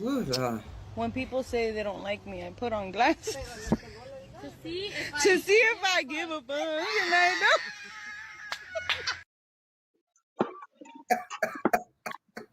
I feel like that all the time. Attitude, hold on. Be careful how you treat people. See, certain people, God don't play about. There's a scripture in the Bible. It says, touch not my anointed and do my prophets no harm.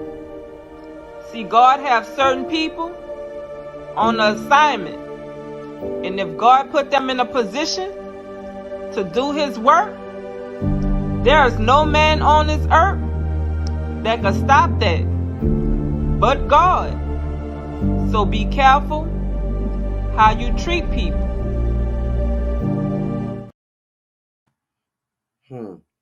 So better be careful how you treat people, because you just never know who you might need. You just never know who you might. I mean, if you need to talk to them, you know they may be there for you in the moment that you need them. In the moment when there ain't nobody else there for you. You just really never know. So my son's friend Eric Elmo said that she's getting ready to do her video. And she want me to be in the video. As I told you, I'll be in the video. So all that she can get, I would support that she can get in that with the music that she made. And I think I played it before. I played it several times and then play it again. So check it out, y'all.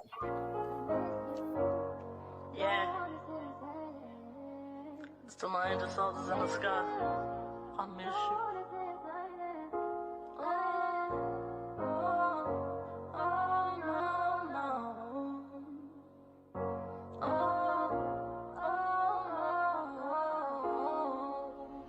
I miss you. Long live. I miss you. Silence.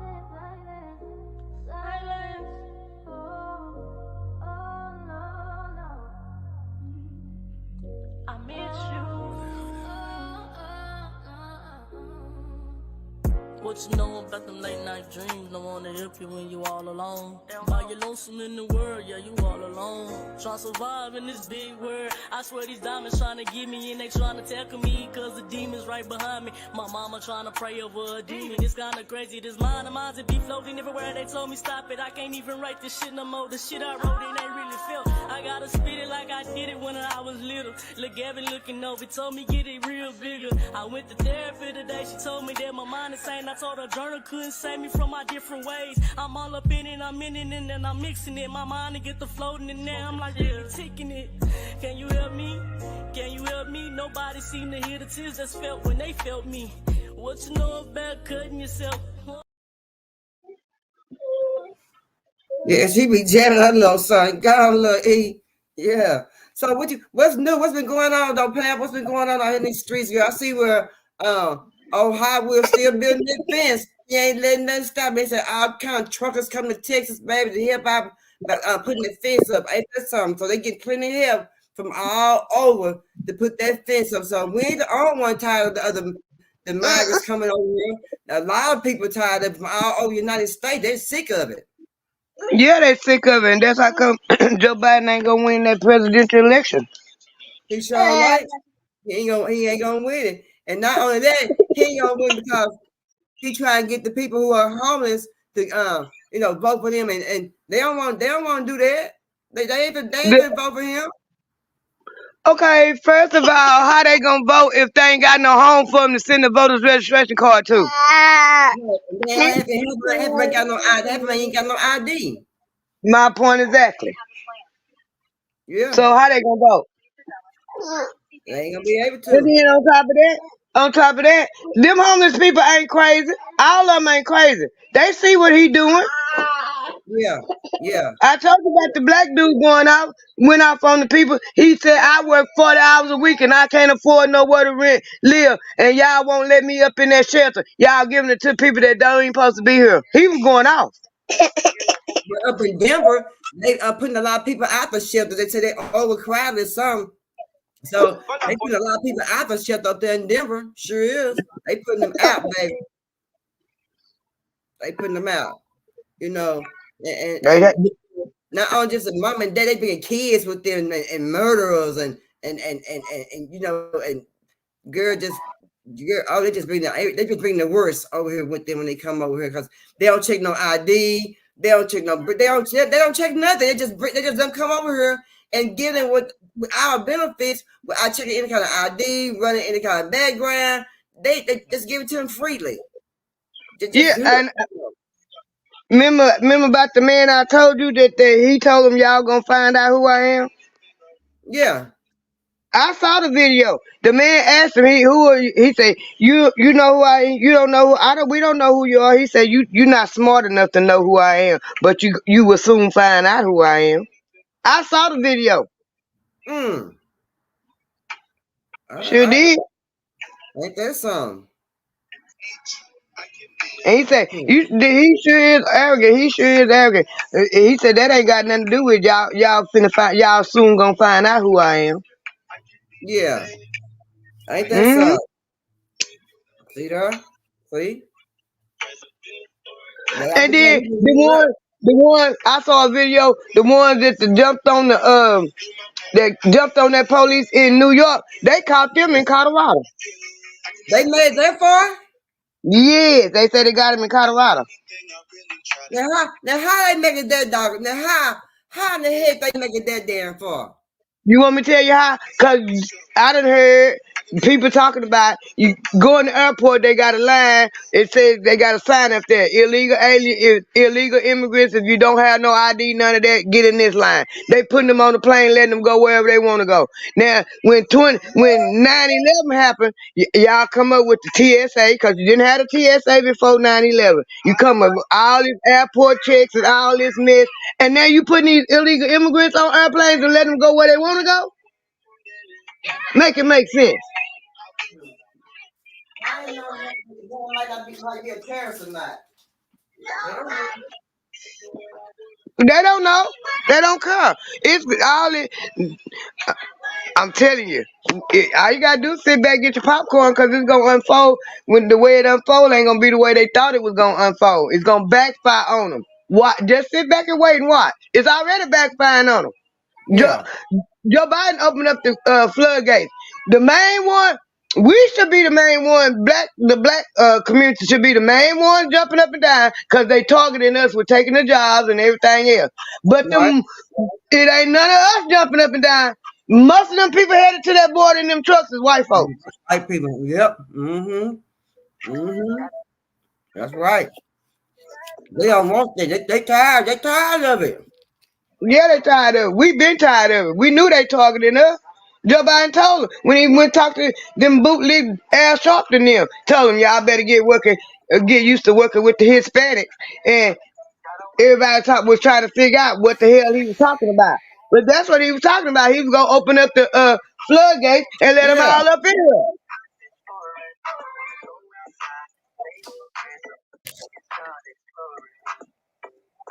Didn't nobody even know. I think he did it so sweet. Yeah. He did it. You see how slick he did? He did it real sweet. Yeah. That's crazy. And everybody was like, that's the reason why I said he leave it up to his word.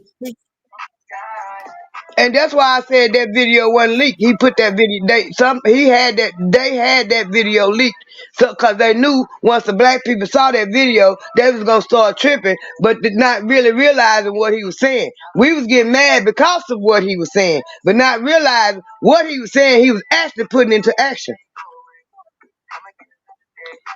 Turn the music down, Pap. Yeah. Get right there. Nice. I can't. Y'all have to forgive me and my the grandkids. They're a blessing and a curse. I can't, when they over here, I can't go nowhere for them. I can't even go to the bathroom for them. But yeah, so I don't know. We are in a repeat. We are in a repeat world. We repeating the whole thing. We repeat everything all over again. Yeah, and this civil war gonna really be between the white folks. It ain't got nothing to do with us no more than getting them immigrants up out of here. But as we can all see, until we make demands and stand up and show them, our power is that vote. Right now, our power is the vote, and the way to flex our power is to vote for the couch. Are you seeing where these older people who got money in the bank are saying that they ain't got money to pay their rent and stuff, and these people go try and take their houses and stuff? Have you seeing that? Yeah, the old folks is the one. People, the government target the old folks. A lot of people don't believe that, but they target the old folks Cause they know they most of them done live their life and all they doing, and I ain't trying to be funny or heartless or nothing. I'm just speaking. They know that most old people ain't really doing nothing but living what little life they got left. Yeah. And they Yeah. talking though, but when they decide, I read the law in 2020. I read it. They didn't know. They actually put all this digital currency. The first phase of it was in January the 1st, 2021, and they made everybody, because if they did it slowly. Everybody on disability, everybody on Social Security, they did it slowly. They had to have direct deposit. They have direct deposit. Right. Now, in order to get any government help assistance, you got to have a debit card. And if you ain't got none, they give you one. And they said it in the law that took effect January 1st, 2021, that the first people they was going to roll it out to was the senior citizens on Social Security. Mm. I read that myself. Ain't nobody told me that. I went and looked that law up and read it myself. And it took effect. There was a first phase of going to digital currency. Even though they've been doing it slowly but surely. By having the jobs, making the working people have, you got to have direct deposit. You got to have direct deposit. We ain't printing no more checks. Then they ease it in with the Social Right. Security. You got to have direct deposit. You got to have direct deposit. Right. Right. You right. You sure right. Now, isn't that something? That's another way to control us. Yep. And To see that's another way that was part of the way of offering the welfare. We control the makeup of the black family. We take the man away. We take him out. The woman can't have him in the house, and then all them on the street, we gonna lock them up. We gonna find some reason to lock them up. Yeah. That's why it's been all these new jail houses. To lock the black people up and the majority of the Mexicans up. That's why it's been, yeah. Me and my son was talking about the 94 crime bill last night. Just last night we was talking about it. I said, and look, if you pay attention, anything after 1994, after they signed that bill, anything a nigga did, they got a felony. You know how we do. We walk around and we crack jokes about stuff. That's our way of dealing with a lot of it. A lot of people say we got no business cracking jokes and stuff, but that's a lot of times that's our way of dealing with the bullshit that's going on. We crack, and I remember people talk cracking jokes. You do anything, you're gonna get a felony. You do anything, you're gonna get a felony. And me and him was talking about it. Okay, I ain't saying the little shit I went to jail for. They gave me a felony. But if you break down the law, I'm thinking about it. What kind of sense do this make to be a felony? Anything over $50, under $5,000 is a felony. Okay, $50. Why would you make a $50 charge a felony? A $51, because you said anything over 50. A $51 a felony.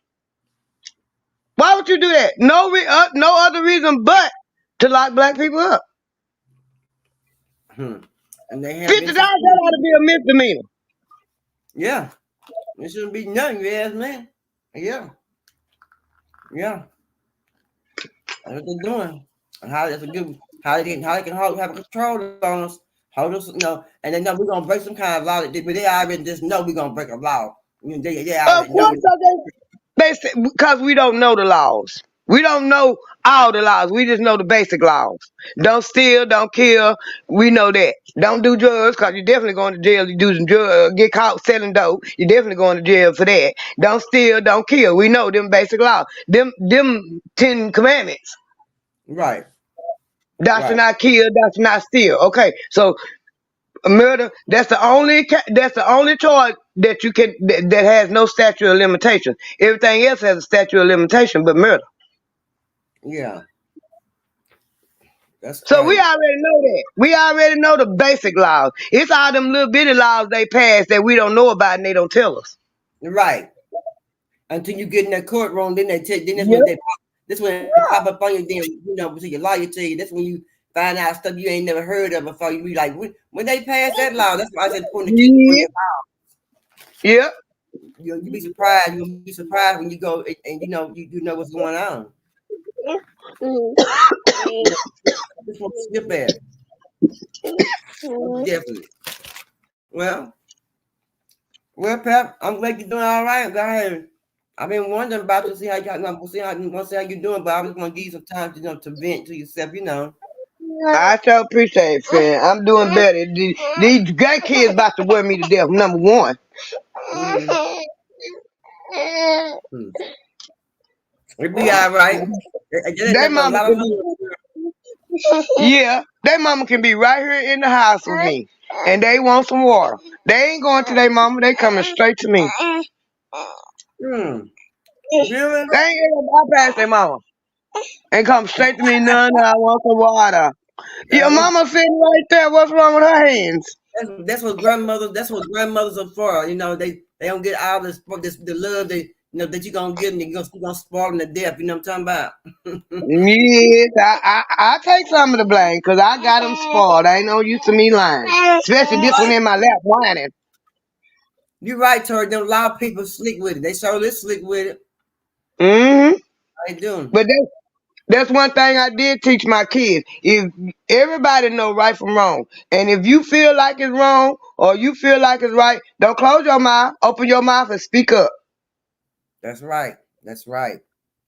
That's right. And that's what they really don't like, because you can just speak up for yourself. They want you to be quiet. Take the charge of take what they're gonna tell you, what they're gonna give you, and don't say nothing. Today, that's when they're immune to that. See, they nobody to tell them and stand up speaking for themselves. They ain't used to that yet.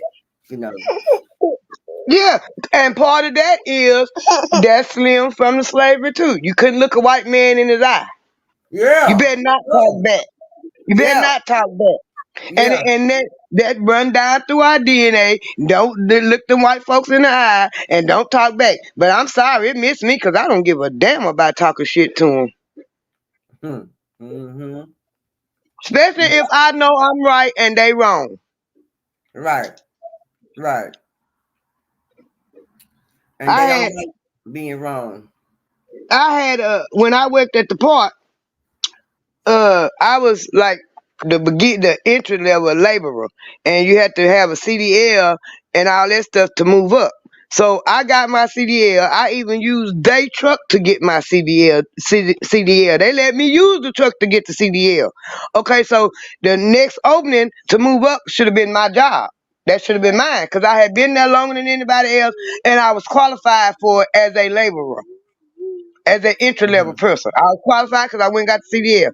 They told me, and in the handbook, it said if you do anything to enhance your job duties, you are to be compensated for it. And they wasn't gonna pay me for getting my CDL and give me that job. And you think I sit back and took it? No, I didn't. I went right down to that city hall and I had a meeting with the city manager, the director of the parks department, and the supervisor of the parks department. And I sit right there and I explained to them. I had the handbook and I pulled out Webster dictionary and told them what Webster said enhance mean. So when I got my CDL, that means I enhanced the laborer job in order for me to move up, and y'all pay for this. They couldn't open their mouth. Oh, they look slick ass. The CDL was $60. They just agreed to pay me $40. Okay, I'll take the $40, but you're gonna pay me. Let's go, girl. Let's go. You hear me? Let's go. I know that's right. You stand on yours. Like, stand on yours. You hear me? Stand on top. And it was the personnel director, and it was a black chick. She looked at me. She gave me that look like, you really talking? You right? Because this is what I read. What the handbook said. This is the city of Texarkana, Texas handbook y'all had me, and this is what it say. And this is what Webster say enhancement. And I had my dictionary right there and whooped it out and read what the definition was enhance was. They couldn't do nothing but give me my money. And gave me the promotion. And then after they did all that, you set me up to fire me. What? Yeah. A year later, they fired me. Sure did. Dang, I guess so.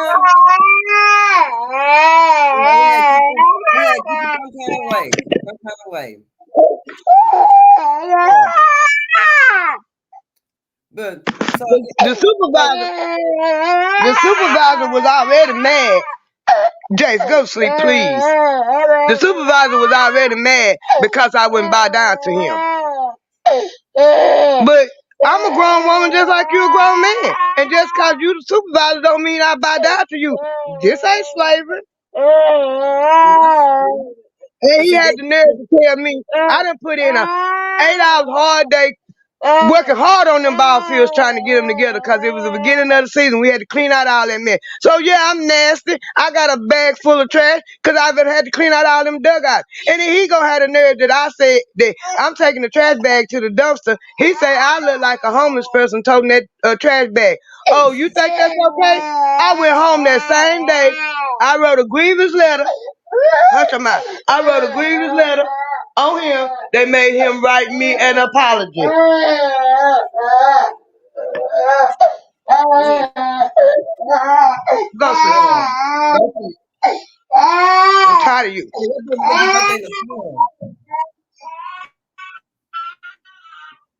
Yeah. I don't buy out of them white people. When you wrong, you wrong. Yeah. Yeah. You got to stand up for your right. If you think you right, you know you right, and they just try to make you be the wrong person, make you be the bad person to try to be the bad person just to for better for them, make them look good. You got to stand up for yourself. You got to stand up for your right. You got to stand up for the person that you are, and let them show them that I'm like you can't push me over. I don't care if you black, white, Chinese. You just stand your ground as a human being. You know, not just because of color you are. But as a human being that you are, stand your ground. Yeah. You wasn't finna, he wasn't finna sit there and tell me I look like a homeless person. And just because you the supervisor, you at that time, he hadn't been there but a hot 5 minutes. I had been there 4 years, longer than he had even been there. And you think you can just walk up here and I'm working hard and I'm a woman out here with all these men and you tell me I look like a homeless person? Ain't too many homeless people except for nowadays. At that time, in the early 2000s, wasn't too many homeless people working 8 hours a day, 40 hours a week. Yeah, on him not to say something like that. And yeah. I know it killed him to write that letter. I know he almost died just to write that letter. You was getting my nerves, I swear. He didn't like that. He didn't want to give you no apology. So how did he treat you after he wrote the apology? How did he treat you? Did he treat you differently, or did he treat you like he was doing from the beginning when he called you like you were homeless, talking about you were homeless? Yeah, he got mad, and when he had to type, he had to give me a written letter, an apology. Then he gonna slam it in my chest. Catch me walking out the door one day and slammed it in my chest. I backed up. I made 3 steps back and looked upside his head and snatched it out of his hand and said, "Thank you very much." So did. I looked him dead in his face, let him know I appreciate that. Don't put your hands on me. Don't put your hands on me. Yeah, and your chest on top of that. Yeah. And he took the letter and just slammed it in my chest. I'm like, I made 3 steps back and looked him dead in his face and snatched that letter out of his hand and said, "Thank you very much," because I already knew what it was. He didn't want to do it. It's like he didn't want to do it. It's like he was kissing your butt. He had to write that letter. Yeah, and that's part of what started him to get the ball rolling to get me fired. Because he didn't think I was going to stand up to him. It wasn't the first time me and him had got into it. He wanted to put a whole bunch of stuff on the field to make them dry up easy. Okay, you just got here. You don't know what we done put on these fields the past years. And the amount of stuff he wanted to put on the fields was going to make the fields like bricks. It was going to make them so hard in that sun that you couldn't do nothing to them fields. The dirt part or the playing part. He wanted to put a ton of quick dry, and it would have made them feel like a brick. I had been up there for 2.5 years before he got there working on them ball fields. I knew what the condition of them ball fields was. But he being a man and his son played on them fields, he was gonna put what he want on there because he's the supervisor. And then when they bought the stuff up there, he said, "You ain't gonna help him put it down?" And I said, "Hell no, I ain't helping him put it down there because I'm the motherfucker that's gonna have to rake it." And turned around and walked off. What? So did. Show did. Show everybody. They was standing there. And my buddies, they were laughing. They were laughing. I sure did. I said, hell no, I ain't helping them put it on there because I'm the motherfucker gotta rake it. Oh, they didn't like that smart. Mm. I told him, I said, they told you about me, but they didn't tell you about me. That's exactly what I told him. I said, they told you. Come on now. I'm telling the truth because me and a friend of mine, we did basically run the park. If we didn't get up and move, nobody else would move. All the volunteer work, me and him, we volunteered for everything. The overtime, everything. We was the first two, always volunteer for everything. So when we moved, the employees of the park department moved. And they told the incoming people, the incoming supervisors, that we ran the park. They didn't understand what they meant when they said we ran the park, because we did. Yeah.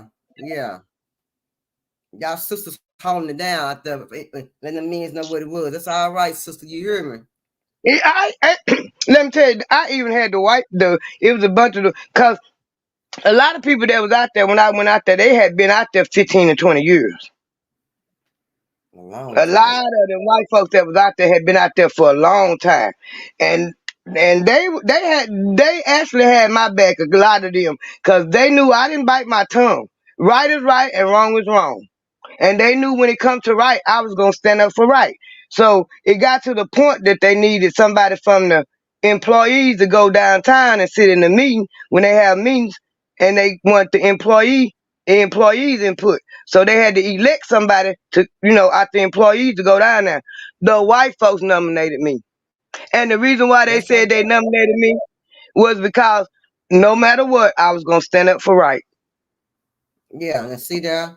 Now, that's what I'm talking about right there, see? And that's a good thing. They had trust in you. You see what I'm talking about? They trusted you.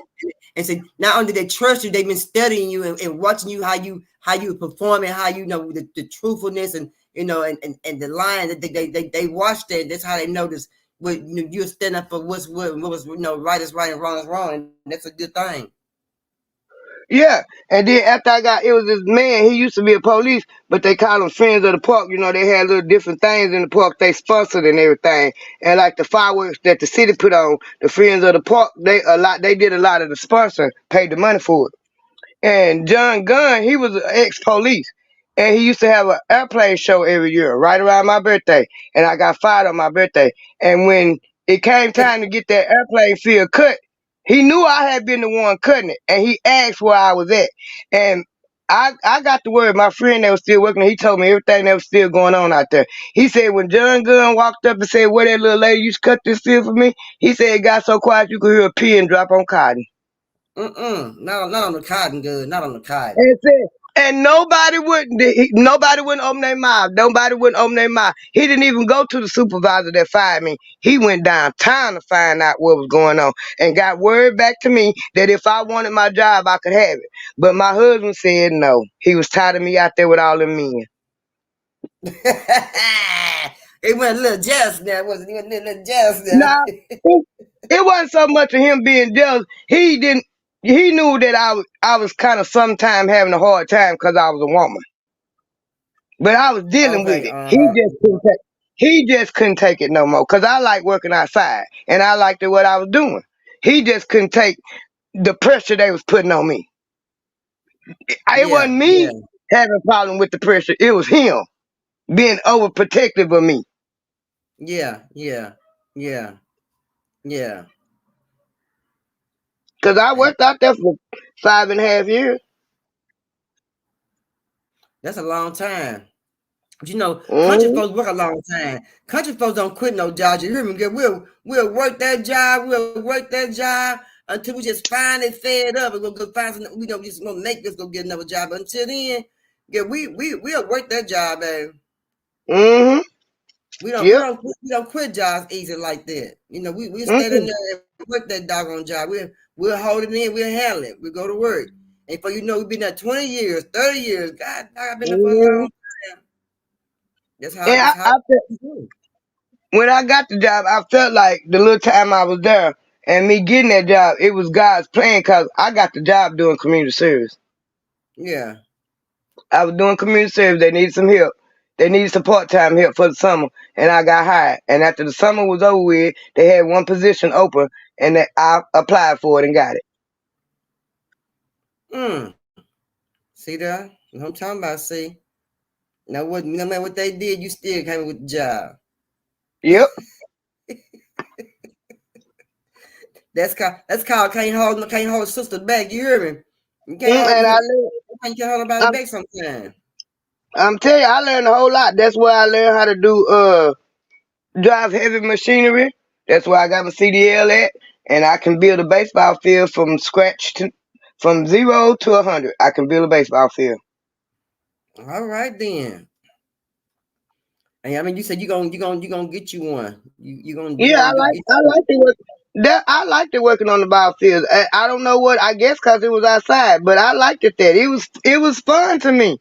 It was like relaxing while I was out there cutting grass and raking dirt and lining the field. That was relaxing to me. Putting down the bases and the pitcher mound and the home plate. You got to know where it go and exactly how tall. That was relaxing. I was outside in the sun. We people of the sun. Yeah. See, that's what I'm talking about.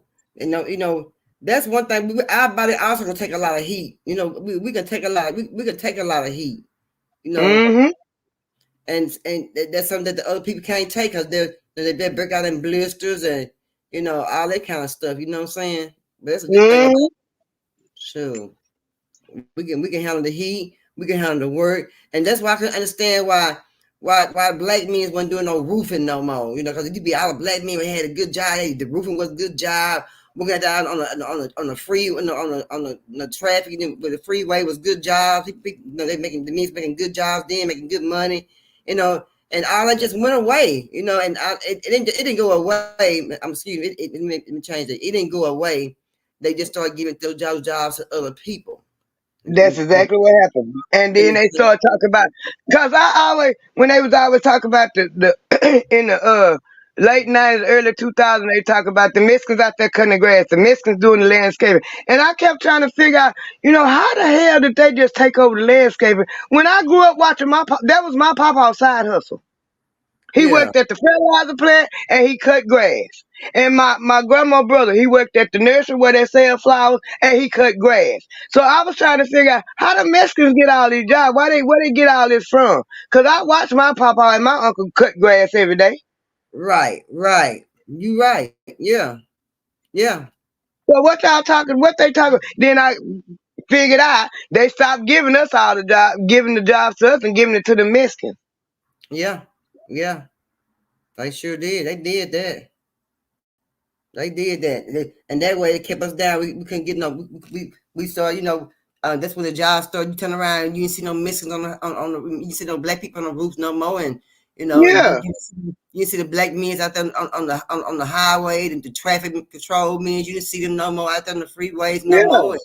And, you used to even the water meter man wasn't black no more. And all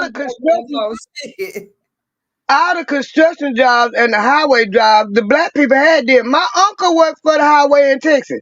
Before my uncle died, he was getting a disability check from the state of Texas. He was getting a check from the VA because he was in the Vietnam Army. He was getting a retirement check from the school because he drove the school bus. He worked on the highway and he was in the Army. Yeah. Dang. He had down packed. Yeah, because we work. So where they get that we lazy at? I don't know where they got that from. And that's crazy because because they didn't want us to have our own little town and our own little stores like they were doing down in the 4 little towns that they said that we was considered as being lazy. Yeah. And how they people being lazy? They had their own stuff, like their own stores and stuff. So how can they count them as being lazy people? That's my whole thing. That's why they don't want to teach black history. Because if you teach black history, they go see how these black people were lazy. They were building their own towns and stuff. They had their own stuff. Their own stuff. That's right. So how was we lazy? We ain't lazy. We wasn't working for free no more. That's what that was.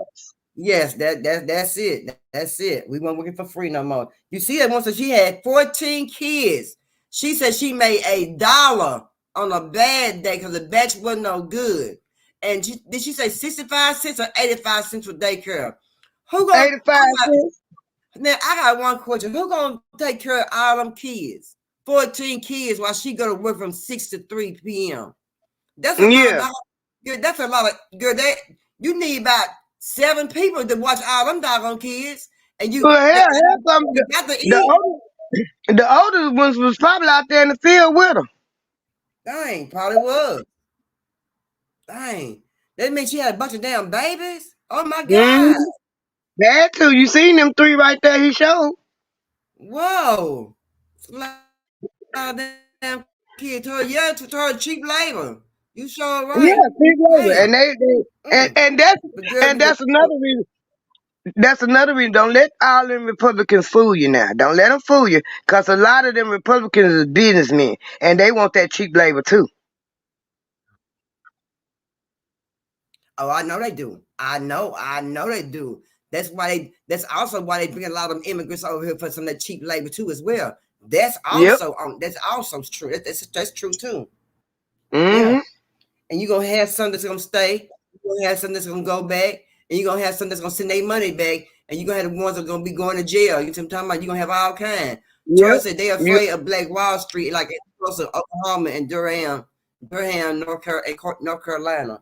Yeah. Yep, that's exactly what they said. But my answer to that is let them be. We need to just let them be scared and build them right back up. Yeah. Yeah. But you know, it ain't gonna be hard to do. But you know that Caucasian man gonna make it hard for you. Yeah, the worst thing that he doing is keeping us divided. Yeah, that's what they doing. They've been, but that's what they used to doing though. They did it so long. It's like they don't even know. It's like they don't even care that they're doing it, and they know they're doing it, but they don't even care. It's deal now. They know that dividing us is the only thing that's actually conquering us, keeping us apart. They pit the black man against the black woman. They pit the rich black man against the poor black man. And it wasn't like that because we all used to help each other. It didn't matter. If you got a little money, you gonna share over here with the other family. If your family little and you got a little extra, you gonna share with the big family. They ain't got as much as you got. But now if I ain't riding around in a Mercedes or a Benz, I ain't shit. Yeah. If I ain't got a big ass house, I ain't shit. If I got a whole bunch of children, I ain't shit. Oh, she got all them kids. What she doing with all them kids? Why she got all them kids? When back in the day, that's how it was. Black folk had a bunch of kids. Both of my grandmas had 8 kids. My mama had 7. Dang. But I remember in the country. I know a few people had like. I know one day she had like 22 kids. I know another lady she had about 18 kids. You know, and they were older women, but I know they had that many kids. I'm like, that's a lot of damn kids. I don't think I can push that many children out. My God, that's a lot of doggone kids. It sure is. My goodness. But they did it though. And in my heart, I believe that a woman that have that many kids, she is a damn good woman. She a damn good. She a good woman, baby. She a damn good woman. I say that now. Anybody got more than 3, they I ain't saying it because I got 4, but anybody got more than 3, black women especially, you a hell of a woman. Yeah, that's true. That's true. Girl. But nowadays you can't afford that many kids. You can't even have that many kids. No, that's all by design. That's all by design. They made it where it's because do you know? I don't know if a lot of people know this, but it costs more in the hospital to have a boy than it do have a girl. Say what? Yes. It costs you more. This what they say is because the boys have to be circumcised. But the boys don't have to be circumcised. It's your choice on whether or not you want your baby circumcised. What? But it costs more to have I'm telling you, it costs more to have a boy than it do have a girl. God dog. What you say? I never knew that. Dang. Ain't that some crap? And then when I had my when I had my second son, I told them I wanted my son circumcised, and they told me that I couldn't agree to them circumcising. I had to have my husband consent. Why? You the mother? Shit, he Cause just a dad. we was married, and they said I had to have his consent in order to get my son circumcised. I said he will consent. No, we have to have his signature too. And they didn't say nothing else no more. And my youngest son didn't get circumcised because they let me out the hospital before my husband could sign the papers. Man. They didn't say nothing else about it. Every time I try to bring it up, the nurse act like she didn't hear me. God, dog. I'm telling you the truth. I'm telling you the truth. Okay, we didn't have this problem when I had the first one. They got the same daddy, and I was married. But with the second one, that's exactly what that woman told me. He had to sign the papers in order for him to be circumcised. Dang. Tori said, I knew one brother had 32 kids. He passed away in 2018 at age of 83 years old. Damn. You know, Boosie got 10. Hey, Pretty Black. Boosie got 10 kids, do he? He got 7 or 10. I know Eddie Murphy got 11. Damn. Woo. I know Eddie Murphy got 11. Boosie got it's either 7 or 10. He got a lot of them. I need some cigars on my CBD, Black Pretty Black. Dang, that's a lot. That's cold blood. But you know what? Black people don't have many kids because they know they can't afford it. They know the insurance is high. They know the hospital is high. And then, you know, some people just don't want their kids born in no hospital. Some people against that. Yeah. And then the mortality rate for the black woman having a baby is the highest in America. More black women die during childbirth than white women all day, every day. Yeah, I read about a few women was pregnant and passed away childbirth, and baby still lived, both passed away. Yeah. And you know, I think that's sad when a woman being with that long, carrying her baby, she wait for to have a baby, then some tragic, some kind of tragic happen. Yeah, that's crazy. You know. But yeah. But we feel good, Bob feel good, but you free on Friday. I'm gonna try to be Friday. I know I ain't gonna have the kids because she don't go to school on Friday. Yeah, I'll probably go out of town because my son's grandmother passed away. So I don't know if the funeral gonna be this weekend or gonna be next weekend. But like I said, I ain't got to go. You all to go on your own. Mm-hmm. Well, why did you go? He might need your support. You his mama. Going. Pretty Black going. You his right mama. there. You his mama though. Pretty Black going. His daddy be flirting too hard. Believe me, I know the feeling. Believe me, I know the feeling. The daddy be flirting hard as hell. And you know, I don't, you know. If I do go, I'm gonna go hang out on the creek, drink a couple of beers with the homies down there. I know that's right. I ride down. I take another trip down there. But believe you me, I go hang with the homies up under the tree, play a couple of dominoes calls. And you ain't got to go to Arkansas to buy you no beer. You can buy it in Texas now. That's what I'm talking about. And you ain't got to go domino no more to go purchase it no more on Sundays no more. Mm-hmm. So what you gonna do for the Super Bowl? You got anything planned for Super Bowl? I ain't gave it no thought, but my son said something about they gonna have a Super Bowl party. That don't mean I'm going. Yeah, I'll be at home. I'll probably make me some. I'll be at my own house, be at home and have me some nachos or something real simple, around the house, just for me to eat on. And me and Sabrina watch the game.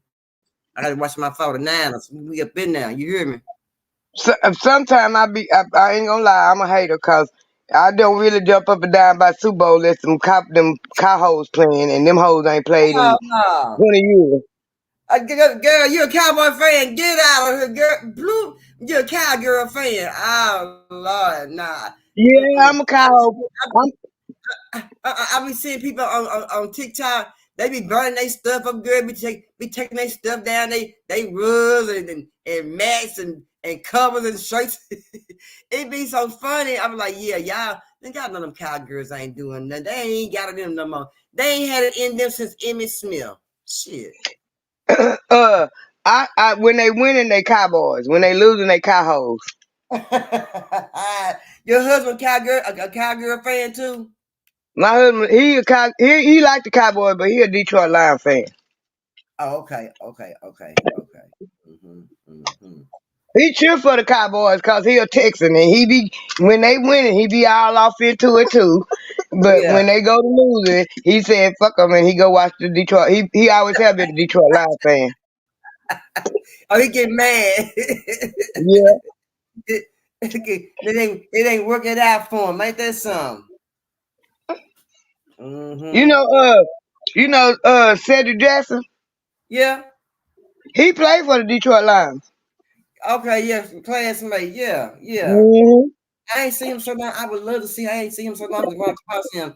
I know his mom and dad knew his mom and dad ain't real good, but I ain't seen him in a long time. He stay right here in Arlington, but I don't know where. But I know he in Arlington. Yeah, ain't that something? Mm-hmm. I'm just up on Sid. I ain't seen no Sid in a long time. I ain't either. I ain't seen him in a long time. He wasn't cute, but he was sweet. He was real nice. He was real nice. He was real nice. He was a gentleman too. He was a gentleman. That's right. He was a gentleman. He damn sure was that. Most definitely. All right, girl. Anything you want to say before we get up off her? Sure. Y'all keep your head on the swivel, and you got to go through to get through. That part. Y'all know what we say. I'm out of the car. Let me know, Pep, tomorrow. You can be free on Friday. Let me know. We come on here and just all right. And hang out and stuff and everything. It's Friday. I ain't gonna be doing too much on Friday. No. Okay. All right then. That's my motto. How you gonna love somebody? You gonna love yourself. Peace. What do you want?